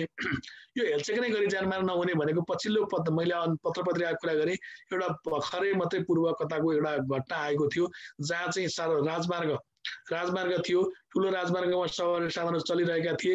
त्यही छेउको एकजना व्यक्तिले चाहिँ रुख काट्ने काम गर्यो र रुख उसले कसैलाई मार्ने नियत थिएन, कसैलाई मार्छु भन्ने सोच बनाएको पनि थिएन, तर के भइदियो दुर्भाग्य भने त्यो रुख चाहिँ सार्वजनिक बाटोमा ढल्यो। जुन रुख सार्वजनिक बाटोमा ढल्यो त्यही बखतमा एउटा मोटरसाइकलमा 2 जना व्यक्तिहरूको सवार त्यही आइपुग्यो, रुखले किचेर 2 जना व्यक्तिहरूको मृत्यु भयो। यसलाई यस्ता कार्यहरूलाई के भनियो भन्दा लापरवाही कामहरू, लापरवाहीपूर्ण काम गरी ज्यान मार्न हुने। यदि त्यस्तो गरिएको छ भने त्यस्तो व्यक्तिलाई पनि कानुन बमोजिमको सजाय हुने कानुन व्यवस्थाले गर्छ। त्यसैगरी हेलचेक्राइ गरी ज्यान मार्न नहुने, त्यसैगरी 183 ले ज्यान मार्ने उद्योग गर्न नहुने। अघि मैले जारमोडको कुरा गरेको थिएँ, हेर्नुहोस् त अरू व्यापार व्यवसायहरूमा अरू क्षेत्रमा उद्योग गर्ने भन्यो भने कति राम्रो कुरा हुन्छ, तर कानुनमा चाहिँ उद्योग गर्ने व्यक्तिलाई ज्यान मार्ने उद्योग गर्न नहुने भन्यो। यदि कसैले ज्यान मार्ने उद्योग गर्छ भने गर्ने वा गराउने व्यक्तिलाई कति रहेछ भन्दा 10 वर्षसम्म कैद र 1 लाख रुपियाँसम्म जरिमाना हुनेछ भनेछु। यदि कसैले ज्यान चाहिँ मारेन तै पनि ज्यान मार्ने उद्योगसम्म गर्यो भने पनि यतिका सजाय हुँदो रहेछ भन्ने कुराको यो संहिताले चाहिँ सरसर्ती व्यवस्था पनि गर्छ। त्यस्तै गरी 184 ले भन्छ आफ्नो संरक्षकत्वमा रहेको व्यक्तिलाई फाल्न वा परित्याग गर्न हुँदैन है। अहिले विभिन्न छन् नि, कतिपय चाहिँ आफूले संरक्षण गर्नुपर्ने बाबुआमालाई लगेर चाहिँ कहाँ चाहिँ कुटीतिर राखिदिएका, अथवा आफ्ना घरमा भएका नोकर चाकरलाई काम गर्न नसक्ने भएपछि कुनै ठाउँमा छोडिदिएका, अपाङ्ग अशक्त व्यक्तिहरूलाई विभिन्न ठाउँमा छोडिदिएका, परित्याग गरेका पनि छन्। र त्यसलाई समेत यो कानुनले समेटेर चाहिँ यदि आफ्नो संरक्षकत्वमा रहेको कुनै पनि व्यक्तिलाई फाल्न वा परित्याग गर्न हुँदैन। यदि तिमीले गर्छौ, यदि कोही कसैले कुनै व्यक्तिले गर्छ भने यस ऐन बमोजिमको कसुर हो भन्ने मानिन्छ। यसरी गरिएको कसुरमा कसुर गर्ने गराउने व्यक्तिलाई 3 वर्षसम्म कैद र 30,000 रुपियाँसम्म जरिमाना हुन्छ भनेर यस्ता सजायका छुट्टा छुट्टै पनि एउटा व्यवस्थाहरू पनि गरिदिएका हुन्छन्। त्यसै गरी अर्को कसुरको रूपमा आत्महत्या गर्न दुरुत्साहन गर्न नहुने। आत्महत्या यदि कोही कसैले आत्महत्या गर्छ, आफै मर्छ मर्न चाहिँ, तर यदि त्यो आत्महत्या गर्नका लागि कोही कसैले दुरुत्साहन गरेको रहेछ भने त्यो पनि एउटा चाहिँ सजायको भागीदार हुन्छ। जस्तै यसलाई तपाईलाई म पछिल्लो चर्चित घटना तपाईले सुन्नु पनि भएको छ। हाम्रो पत्रकार रवि लामिछानेलाई पनि चितवनमा आत्महत्या गर्न दुरुत्साहन गरेको भन्ने अभियोगमा एउटा मुद्दा लागेको थियो र त्यो मुद्दा को सिलसिलामा अभियुक्त मानिएका रवि लामिछानेलाई त्यहाँ हाजिर गराउने कुरामा ठुलो चाहिँ जुलुस ठुलो प्रदर्शन पनि भएको थियो। यदि कोही कुनै व्यक्तिले आत्महत्या गर्छ, त्यसरी आत्महत्या गर्नका लागि यदि कोही कसै अरू व्यक्तिको कुनै पनि कारणबाट चाहिँ यदि कोही व्यक्ति चाहिँ आत्महत्या गर्छ भने जसको कारणबाट त्यो व्यक्तिले आत्महत्या गर्यो, त्यो जसको कारणले गरेछ त्यो व्यक्तिलाई समेत चाहिँ 5 वर्षसम्मको कैद र 50,000 रुपियाँसम्मको जरिमाना हुने समेत यो कानुनले व्यवस्था गरेको छ। यो भन्दा अगाडि यसरी दुरुत्साहन गर्नलाई सजायको व्यवस्था गरिएको थिएन, त्यसलाई कसुर मानिन्न थियो। तर यो मुलुकी फौजदारी अपराध संहिता आइसकेपछि यसको दफा 185 ले यदि कुनै व्यक्तिको कर्तुत्वबाट चाहिँ यदि कसैले आत्महत्या गर्दछ भने यसरी गरिएको आत्महत्याको दुरुत्साहनलाई पनि कसुरको रूपमा मानिएको छ र त्यसलाई सजायको पनि व्यवस्था गरिएको छ। फेरि कुरा आउँछ 187 मा हदम्यादकै कुरा रह्यो। हदम्यादको कुरामा हकमा पनि यी माथिका ज्यान सम्बन्धी कसुरहरूको सम्बन्धमा चाहिँ कहिलेसम्म उजुर गर्न सकिन्छ भन्ने कानुनी व्यवस्था अरूभन्दा यसमा फरक छ। जस्तै 77, 78, 177, 178, 179, 180, 81, 82 र 84 उपदफा 3 मा रहेको प्रतिबन्धात्मक वाक्यांश अन्तर्गतका कसुरदार आफै साबित भई पोलेकोमा जहिले सुकै। अब हेर्नुहोस्, यसलाई बुझ्न जरुरी छ। यो हदम्यादको हकमा चाहिँ के रहेछ भन्दा यदि कोही कसैले कसैको कर्तव्यबाट कसैको ज्यान मरेको रहेछ र यदि त्यो ज्यान मार्ने भनेको ज्यान जसबाट मारिएको छ त्यो कसुरदार हो, उनले आफै साबित भएकोमा जुनसुकै जहिले सुकै पनि उजुर लाग्न सक्छ भनेको। यदि कसैको कर्तव्यबाट कसैको ज्यान गएको रहेछ, ज्यान मरेको रहेछ, अब त्यो ज्यान मरेको जसले मारेको छ त्यो मार्ने व्यक्तिलाई मैले मारेको हो भनेर ऊ आफै साबित हुन्छ भने चाहिँ जहिले सुकै पनि उजुर लाग्छ। त्यस्तो कसुरमा कर्तव्यको उजुरी परेकोमा अनुसन्धानबाट कर्तव्यवाला यही हो भन्ने पत्ता नलागेकोमा 20 वर्षपछि र कर्तव्यको उजुर नपरेकोमा सो वारदात भएको 2 वर्षपछि उजुर लाग्ने छैन। यसलाई चाहिँ यो हदम्यादलाई म फेरि एकचोटि तपाईहरुलाई दोहोर्याउँछु, यो तपाईहरुले एकदमै बुझ्न जरुरी छ। कहिलेकाहीँ जाँचहरुमा पनि यस्ता कुरालाई पोइन्ट आउट गरेर सोधिएको हुन्छ। मैले अघि माथि भने हदम्याद भनेको कुनै पनि कसुर भएको, कुनै पनि अपराध भएको कुरा थाहा पाइसकेपछि त्यो गरेको समयदेखि निश्चित एउटा समय तोकिन्छ हदम्याद। र अरू छुट्टा छुट्टै परिषदमा छुट्टा छुट्टै हदम्यादको व्यवस्था गरिएको छ र यो ज्यान सम्बन्धी कसुरको सम्बन्धमा चाहिँ जम्मा 3टा हदम्यादको व्यवस्था गरिएको छ। यहाँ ध्यानपूर्वक हेर्नुहोस्, 3टा व्यवस्था भनेको के हो भन्दा यो ज्यान सम्बन्धीको हकमा ज्यान कसैको मरेको हुनुपर्छ र कसैको ज्यान मरेको रहेछ भने कहिलेसम्मको चाहिँ हदम्याद हुँदो रहेछ भन्दा यदि मार्ने व्यक्ति आफै साबित भयो हो मैले मारेको भन्छ भने त्यसमा हदम्याद लाग्दो रहेनछ, जहिले सुकै पनि उजुर गर्न सकिँदो रहेछ। दोस्रो, उजुर परेको थियो तर कसले मारेको हो भन्ने कुरा पत्ता नै लागेन भने चाहिँ 20 वर्षपछि चाहिँ उजुर लाग्दो रहेन। जस्तै आज भनेको 2077 साल भयो, यदि कुनै पनि व्यक्ति कुनै पनि आजभन्दा 20 वर्ष अगाडि भनेको 57 साललाई यदि मानौँ, 56 साल मानिदिउँ, 56 सालमा कुनै पनि व्यक्तिको मृत्यु भएको रहेछ, कसले मारेको रहेछ भन्ने कुरा आजका मितिसम्म पत्ता लागेको रहेनछ भने अब अहिले आएर चाहिँ ल त्यसलाई त फल्नाले मारेको रहेछ भनेर उजुर गर्न पाइँदो रहेनछ। तर कुन बखतमा चाहिँ फेरि उजुर हुँदो रहेछ भन्दा त्यो 56 सालमा मारिएको व्यक्ति मैले मारेको हो भनेर यदि कुनै पनि व्यक्ति आफै साबित भयो भने चाहिँ उजुर लाग्दो रहेछ, नभएदेखि उजुर लाग्दो रहेनछ। र अर्को तेस्रो कुरा, यदि कुनै व्यक्तिको मृत्यु भएको छ र मृत्यु भएको जुन व्यक्ति छ त्यो व्यक्ति चाहिँ कर्तव्य उजुर नै परेन, कसैको उजुर परेन भने एकैचोटि मृत्यु भएको 2 वर्षपछि चाहिँ त्यसको उजुर लाग्दैन है भन्ने कानुनी व्यवस्था यो ऐनको दफा 187 ले गरेको छ। तसर्थ ज्यान सम्बन्धी कसुरको हकमा पनि हामीले सरसर्ती यसलाई हेर्यौं। ज्यान सम्बन्धी कसुरलाई हेर्दा के देखियो त भन्दा यतिका दफाहरूले चाहिँ यसलाई चाहिँ कानुनी व्यवस्था गरेको पाइन्छ। यसलाई पनि ज्यान सम्बन्धी कसुर अन्तर्गतमा पनि तपाईहरुले सरसर्ती यतिलाई चाहिँ ध्यानपूर्वक तपाईले हेर्नुभयो भने तपाईहरुलाई पनि सहज हुन्छ भन्ने मलाई लाग्छ। यो अन्तर्गतको हेर्दा दफा कतिदेखि कतिसम्म हामीले हेर्यौं त भन्दा दफा 177 देखि 187 सम्म चाहिँ ज्यान सम्बन्धी कसुरहरूको बारेमा यसले व्यवस्थापन गर्छ भनेर यसलाई पनि तपाईहरुको कोर्समा भएकोले यसलाई पनि तपाईहरुले ख्याल गर्नु होला। यसपछि अब अर्को 2टा परिच्छेद चाहिँ हामी सायद भ्याउँछौं, मलाई यसलाई भ्याउन प्रयास गरौं किनभने यो पढ्दै जाँदा थप बुझ्दै जानुहुन्छ। अब यसपछि अर्को एउटा परिच्छेद 18 ले करणी सम्बन्धीको कसुर भनेर चाहिँ दफा 219 देखि 229 सम्मको व्यवस्था गरेको छ। यसमा चाहिँ रेपसँग सम्बन्धित कानुनी व्यवस्था गरेकोले कुन कुन अवस्थामा रेप हुने र कुन कुन अवस्थामा रेप नहुने भन्ने कुराको चाहिँ कानुनी व्यवस्था यसले गर्छ। जस अन्तर्गतमा सरसर्ती म तपाईलाई क्लियर गरिदिउँ।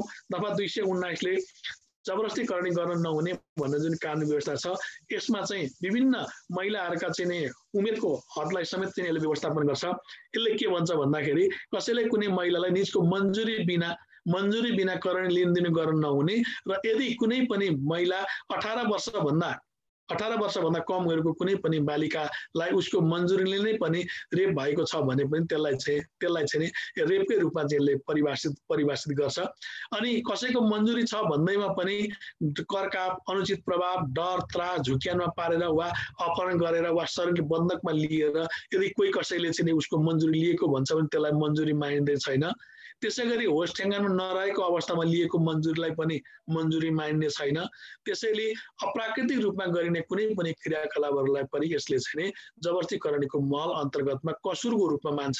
हामीले मुख्य गरी यसमा हेर्ने कसुर केलाई मानिँदो रहेछ भन्ने कुराको हो र यो ऐनको दफा 219 ले चाहिँ यो कसुरलाई परिभाषित गर्छ र यसको सजायसँग सम्बन्धित यसलाई तपाईले ध्यानपूर्वक हेर्नु होला। सजायमा छुट्टै यो पीडित हुने अथवा रेपमा पर्ने जुन बालिका छन्, जुन महिला छन्, उनको उमेरका आधारमा छुट्टै सजायको व्यवस्था गरिएको छ।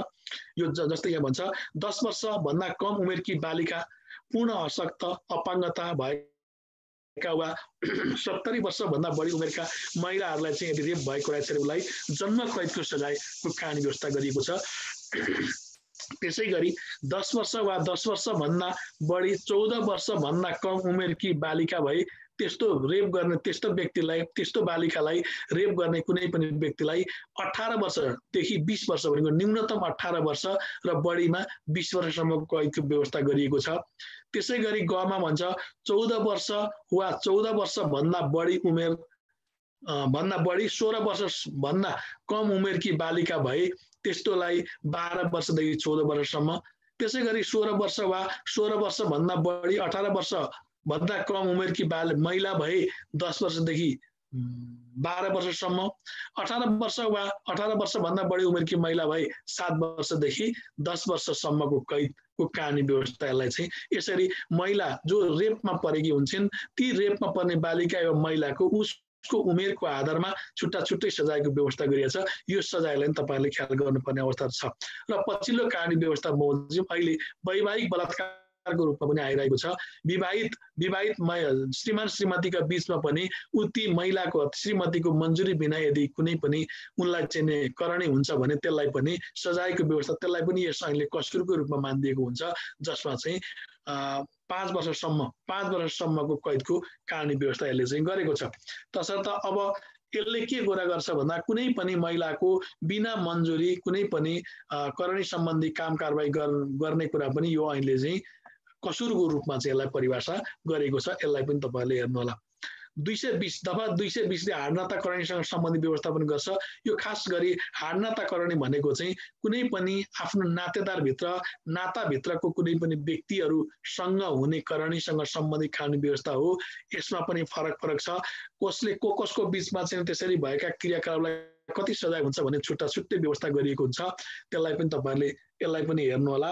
त्यसै गरी 221 दफा 221 ले भन्छ थुनामा रहेको व्यक्तिसँग करणी लिन दिन हुँदैन, अथवा थुनामा रहेको कुनै पनि व्यक्तिसँग यदि करणी गरिन्छ भने त्यो पनि जबरजस्ती करणीकै परिभाषाभित्र पर्छ र यसलाई पनि यसमा चाहिँ थप सजायको समेत व्यवस्था गरिएको छ। त्यसै गरी आफ्नो संरक्षण वा सुरक्षामा रहेको व्यक्तिसँग पनि करणी गर्न हुँदैन। त्यसरी भयो भने त्यसलाई पनि सजाय अपराधको रूपमा मानिदिएको छ। त्यसै गरी कार्यालय वा पेशागत सेवा प्राप्त गर्ने व्यक्तिसँग भएको क्रियाकलापलाई पनि यसले अपराध मान्छ। यौन दुर्व्यवहार गर्न हुँदैन, बाल यौन दुरुपयोग गर्न हुँदैन, अपराधिक मैथुन गर्न हुँदैन, पशुकरणी गर्न नहुने, यो सबैको कानुनी व्यवस्था गर्दै यदि यस्तै रहेको छ त्यसमा क्षतिपूर्तिको समेत व्यवस्था गरिएको र यसमा 229 ले हदम्यादसम्मको व्यवस्थापन गरिदिएको छ। यो हदम्याद भनेको मैले पटक भनिसकेको छु। यसरी यो करणी सम्बन्धी कसुर गर्ने व्यक्तिलाई पनि सजायमा पुर्याउनका लागि विभिन्न हदम्यादहरू तोकिएका हुन्छन्। जस्तै यसमा पनि भन्छ यदि त्यस्तो भएको रहेछ भने 1 वर्ष र परिच्छेद अन्तर्गत कसुर त्यस्तो कसुर भएको कुरा थाहा पाएको मितिले 3 महिना लागेपछि यसको उजुर लाग्न सक्दैन। तर यदि कुनै पनि व्यक्ति थुनामा रहेको रहेछ वा कसैको नियन्त्रणमा रहेको रहेछ भने थुनामा नियन्त्रणमा अपहरण गरेको वा शरीर बन्धक लिएको व्यक्ति विरुद्धको कसुर भएको रहेछ भने निज व्यक्ति थुनाबाट नियन्त्रणबाट वा अपहरण वा शरीर बन्धबाट मुक्त भएको मितिले 3 महिना भित्रमा उजुर गर्यो भने त्यो उजुर चाहिँ लाग्न सक्छ भन्ने कानुनी व्यवस्था छ। यसलाई पनि तपाईहरुले जाँच पास गर्नको लागि यसलाई पनि सरसर्ती पढ्नुपर्ने जरुरी हुन्छ।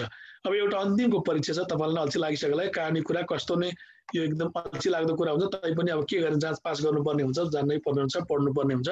र अब अन्तिममा एउटा परीक्षा छ जुन परीक्षा चाहिँ चोरी तथा डाका सम्बन्धी कसुर छ, जुन यो संहिताको दफा 241 देखि 248 सम्मले कानुनी व्यवस्था गरेको छ। खास गरी चोरी त हामीले सबैले सुने हुन्छौं।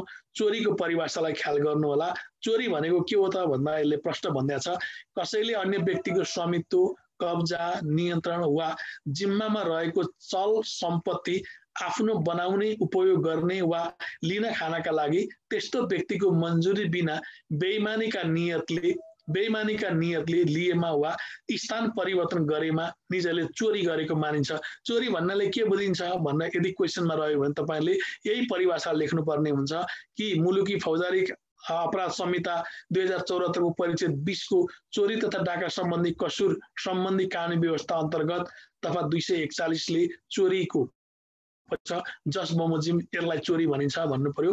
र खास गरी चोरी हुनका लागि के हुनु पर्दो रहेछ भने कुनै पनि एउटा व्यक्तिले अर्को व्यक्तिको स्वामित्व, कब्जा वा नियन्त्रण र जिम्मामा रहेको कुनै पनि चल सम्पत्ति त्यसलाई आफ्नो बनाउने, आफूले उपयोग गर्ने वा लिन खानका लागि त्यस्तो व्यक्तिको मन्जुरी बिना बेइमानीका नियतले लिएमा वा स्थान परिवर्तन गरेमा त्यसलाई चाहिँ यो चोरी अन्तर्गत लाग्दो रहेछ। र यदि त्यसो नगरिकन यो माथिको परिभाषा भन्दा विपरीत यदि कुनै पनि व्यक्तिलाई थाहा पाए जानकारी भएरै पनि यदि 18 वर्षभन्दा कम उमेर अथवा 18 वर्ष नपुगेका कुनै पनि बालबालिका वा होस ठेगानमा नभएको व्यक्तिको मन्जुरी चाहिँ मान्ने छैन भनेको हामीले माथि के हेर्यौं भने यदि कसैको कब्जा टुटाउन, नियन्त्रण टुटाएर आफ्नो बनाउनका लागि चाहिँ बिना मन्जुरी कसैले कुनै चल सम्पत्ति लिन्छन् त्यसलाई चोरी भनिन्छ। तर यदि उसलाई थाहा जानकारी दिएर मन्जुरी नै लिएर भए पनि यदि लिएको छ भने पनि 18 वर्षभन्दा कम उमेरको रहेछ भने चाहिँ त्यसलाई मन्जुरीको रूपमा मानिँदो रहेनछ। अब चोरी गर्न हुने सजायको बारेमा मैले सरसर्ती राखिदिएको छु, त्यसलाई तपाईँले हेर्नु होला। र मुख्य गरी यहाँ चोरी 3 प्रकारका छन्। एउटा साधारण चोरीको रूपमा लिन सकिन्छ, एउटा नकबजनी चोरीको रूपमा र एउटा चाहिँ डाका चोरीको रूपमा। जम्मा चोरीलाई 3 प्रकारमा विभक्त गरिएको हुन्छ। साधारण चोरी भनेको ढोकाबाट जाने, ढोकाबाट निस्कने र अथवा सिम्पली चोरीलाई चाहिँ साधारण चोरी भनिन्छ भने यहाँ अर्को एउटा चोरीको परिभाषा गरिएको छ जसलाई नकबजनी चोरी भनिन्छ। नकबजनी चोरी भनेको चाहिँ के हो त भन्दा खास गरी चोरी गर्ने कुनै पनि व्यक्तिले चोर्दाको प्रक्रिया र पद्धतिका आधारमा त्यसको चोरीको प्रकारमा छुट्याइन्छ। कुनै पनि व्यक्तिले घरमा घरको मूल ढोका फोरी वा मूल ढोका बाहेक अन्य कुनै बाटो, स्थान वा तरिका वा साधनबाट प्रवेश गरी चोरी गरेमा वा चोरी गरिसकेपछि मूल ढोका फोडी वा मूल ढोका बाहेक अन्य कुनै बाटो, स्थान वा तरिका वा साधनबाट निस्केमा वा निस्कने उद्योग गरेमा नीली नकबजनी चोरी गरेको हुन्छ। सामान्य सिम्पली भाषामा भन्दा यदि कुनै पनि व्यक्तिले घरको ढोकाबाट छिर्छ र त्यहाँबाट चाहिँ चोर्छ र ढोकाबाट फर्कन्छ भने त्यसलाई साधारण चोरीको रूपमा लिइन्छ भने यदि छिर्ने बेलामा चाहिँ छतबाट, झ्यालबाट या अन्य कुनै माध्यमबाट चाहिँ भित्र छिरेर चाहिँ चोरी गर्छ र ढोका जान्छ वा छिर्दाका बखतमा चोरी गर्न आउँदाका बखतमा चाहिँ मूल ढोकाबाटै आएको भए पनि यदि निस्कँदाका बखतमा कुबाटो प्रयोग गर्छ भने त्यसलाई नकबजनी चोरीको रूपमा चाहिँ लिइन्छ। यसरी नकबजनी चोरी गर्ने व्यक्तिलाई चाहिँ साधारण चोरी गरेको भन्दा बढी सजायको कानुनी व्यवस्था यसले चाहिँ गरेको छ।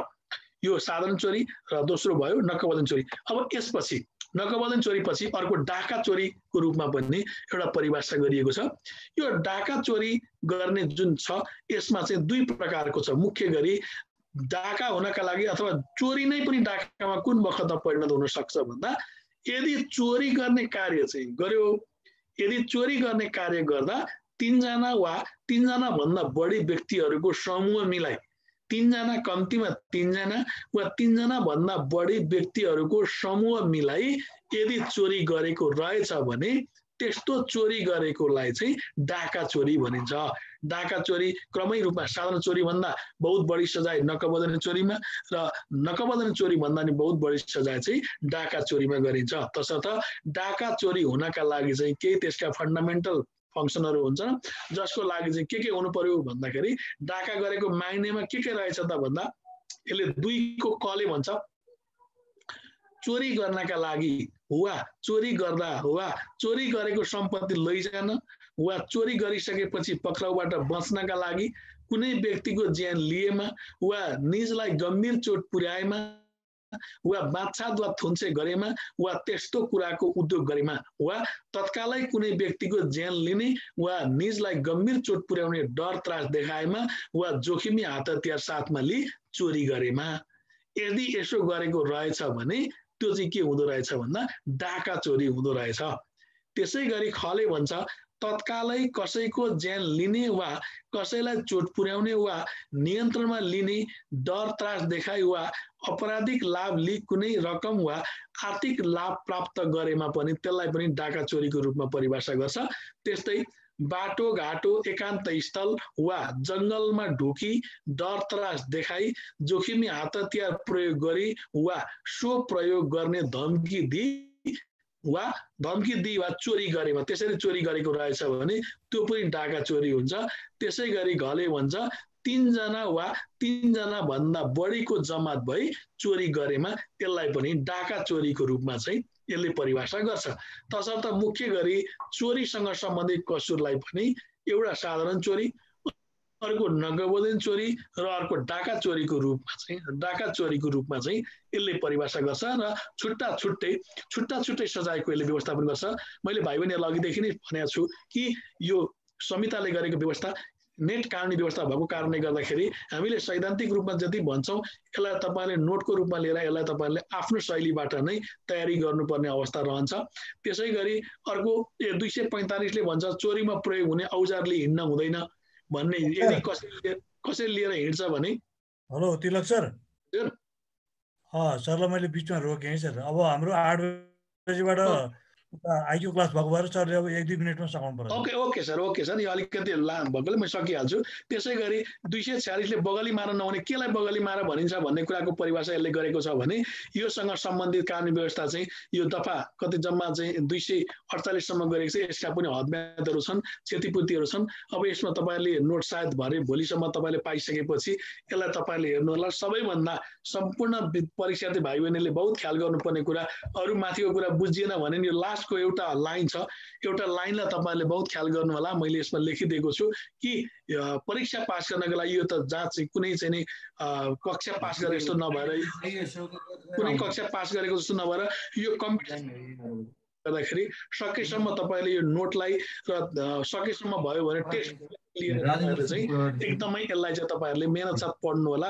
र कुनै कुरालाई क्लियर भएन भने हामी यसलाई फेरि पछि अन्तिमको क्लासमा पनि यसलाई हामी चाहिँ छलफलको रूपमा पनि हामी जान सक्छौँ।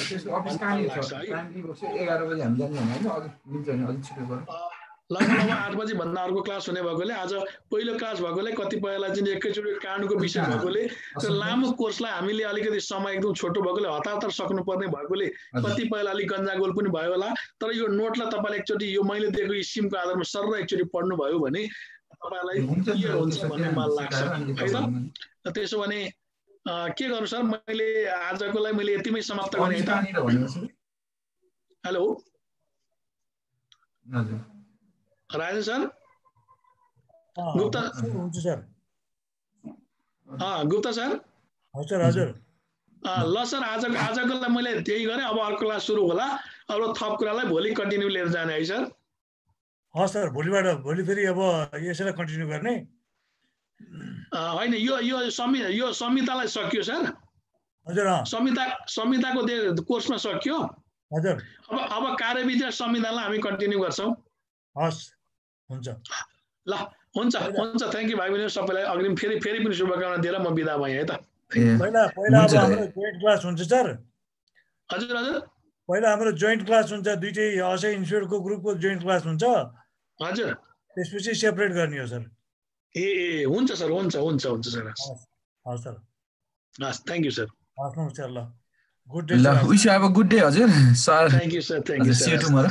भाइ बहिनीहरु चाहिँ यसबाट फेरि अफ भएर अर्को लिंकबाट कुमार सरको लिंकबाट आउनु है। हस् sir. Right sir, have a good day. हस् सर, थ्याङ्क यू हजुर।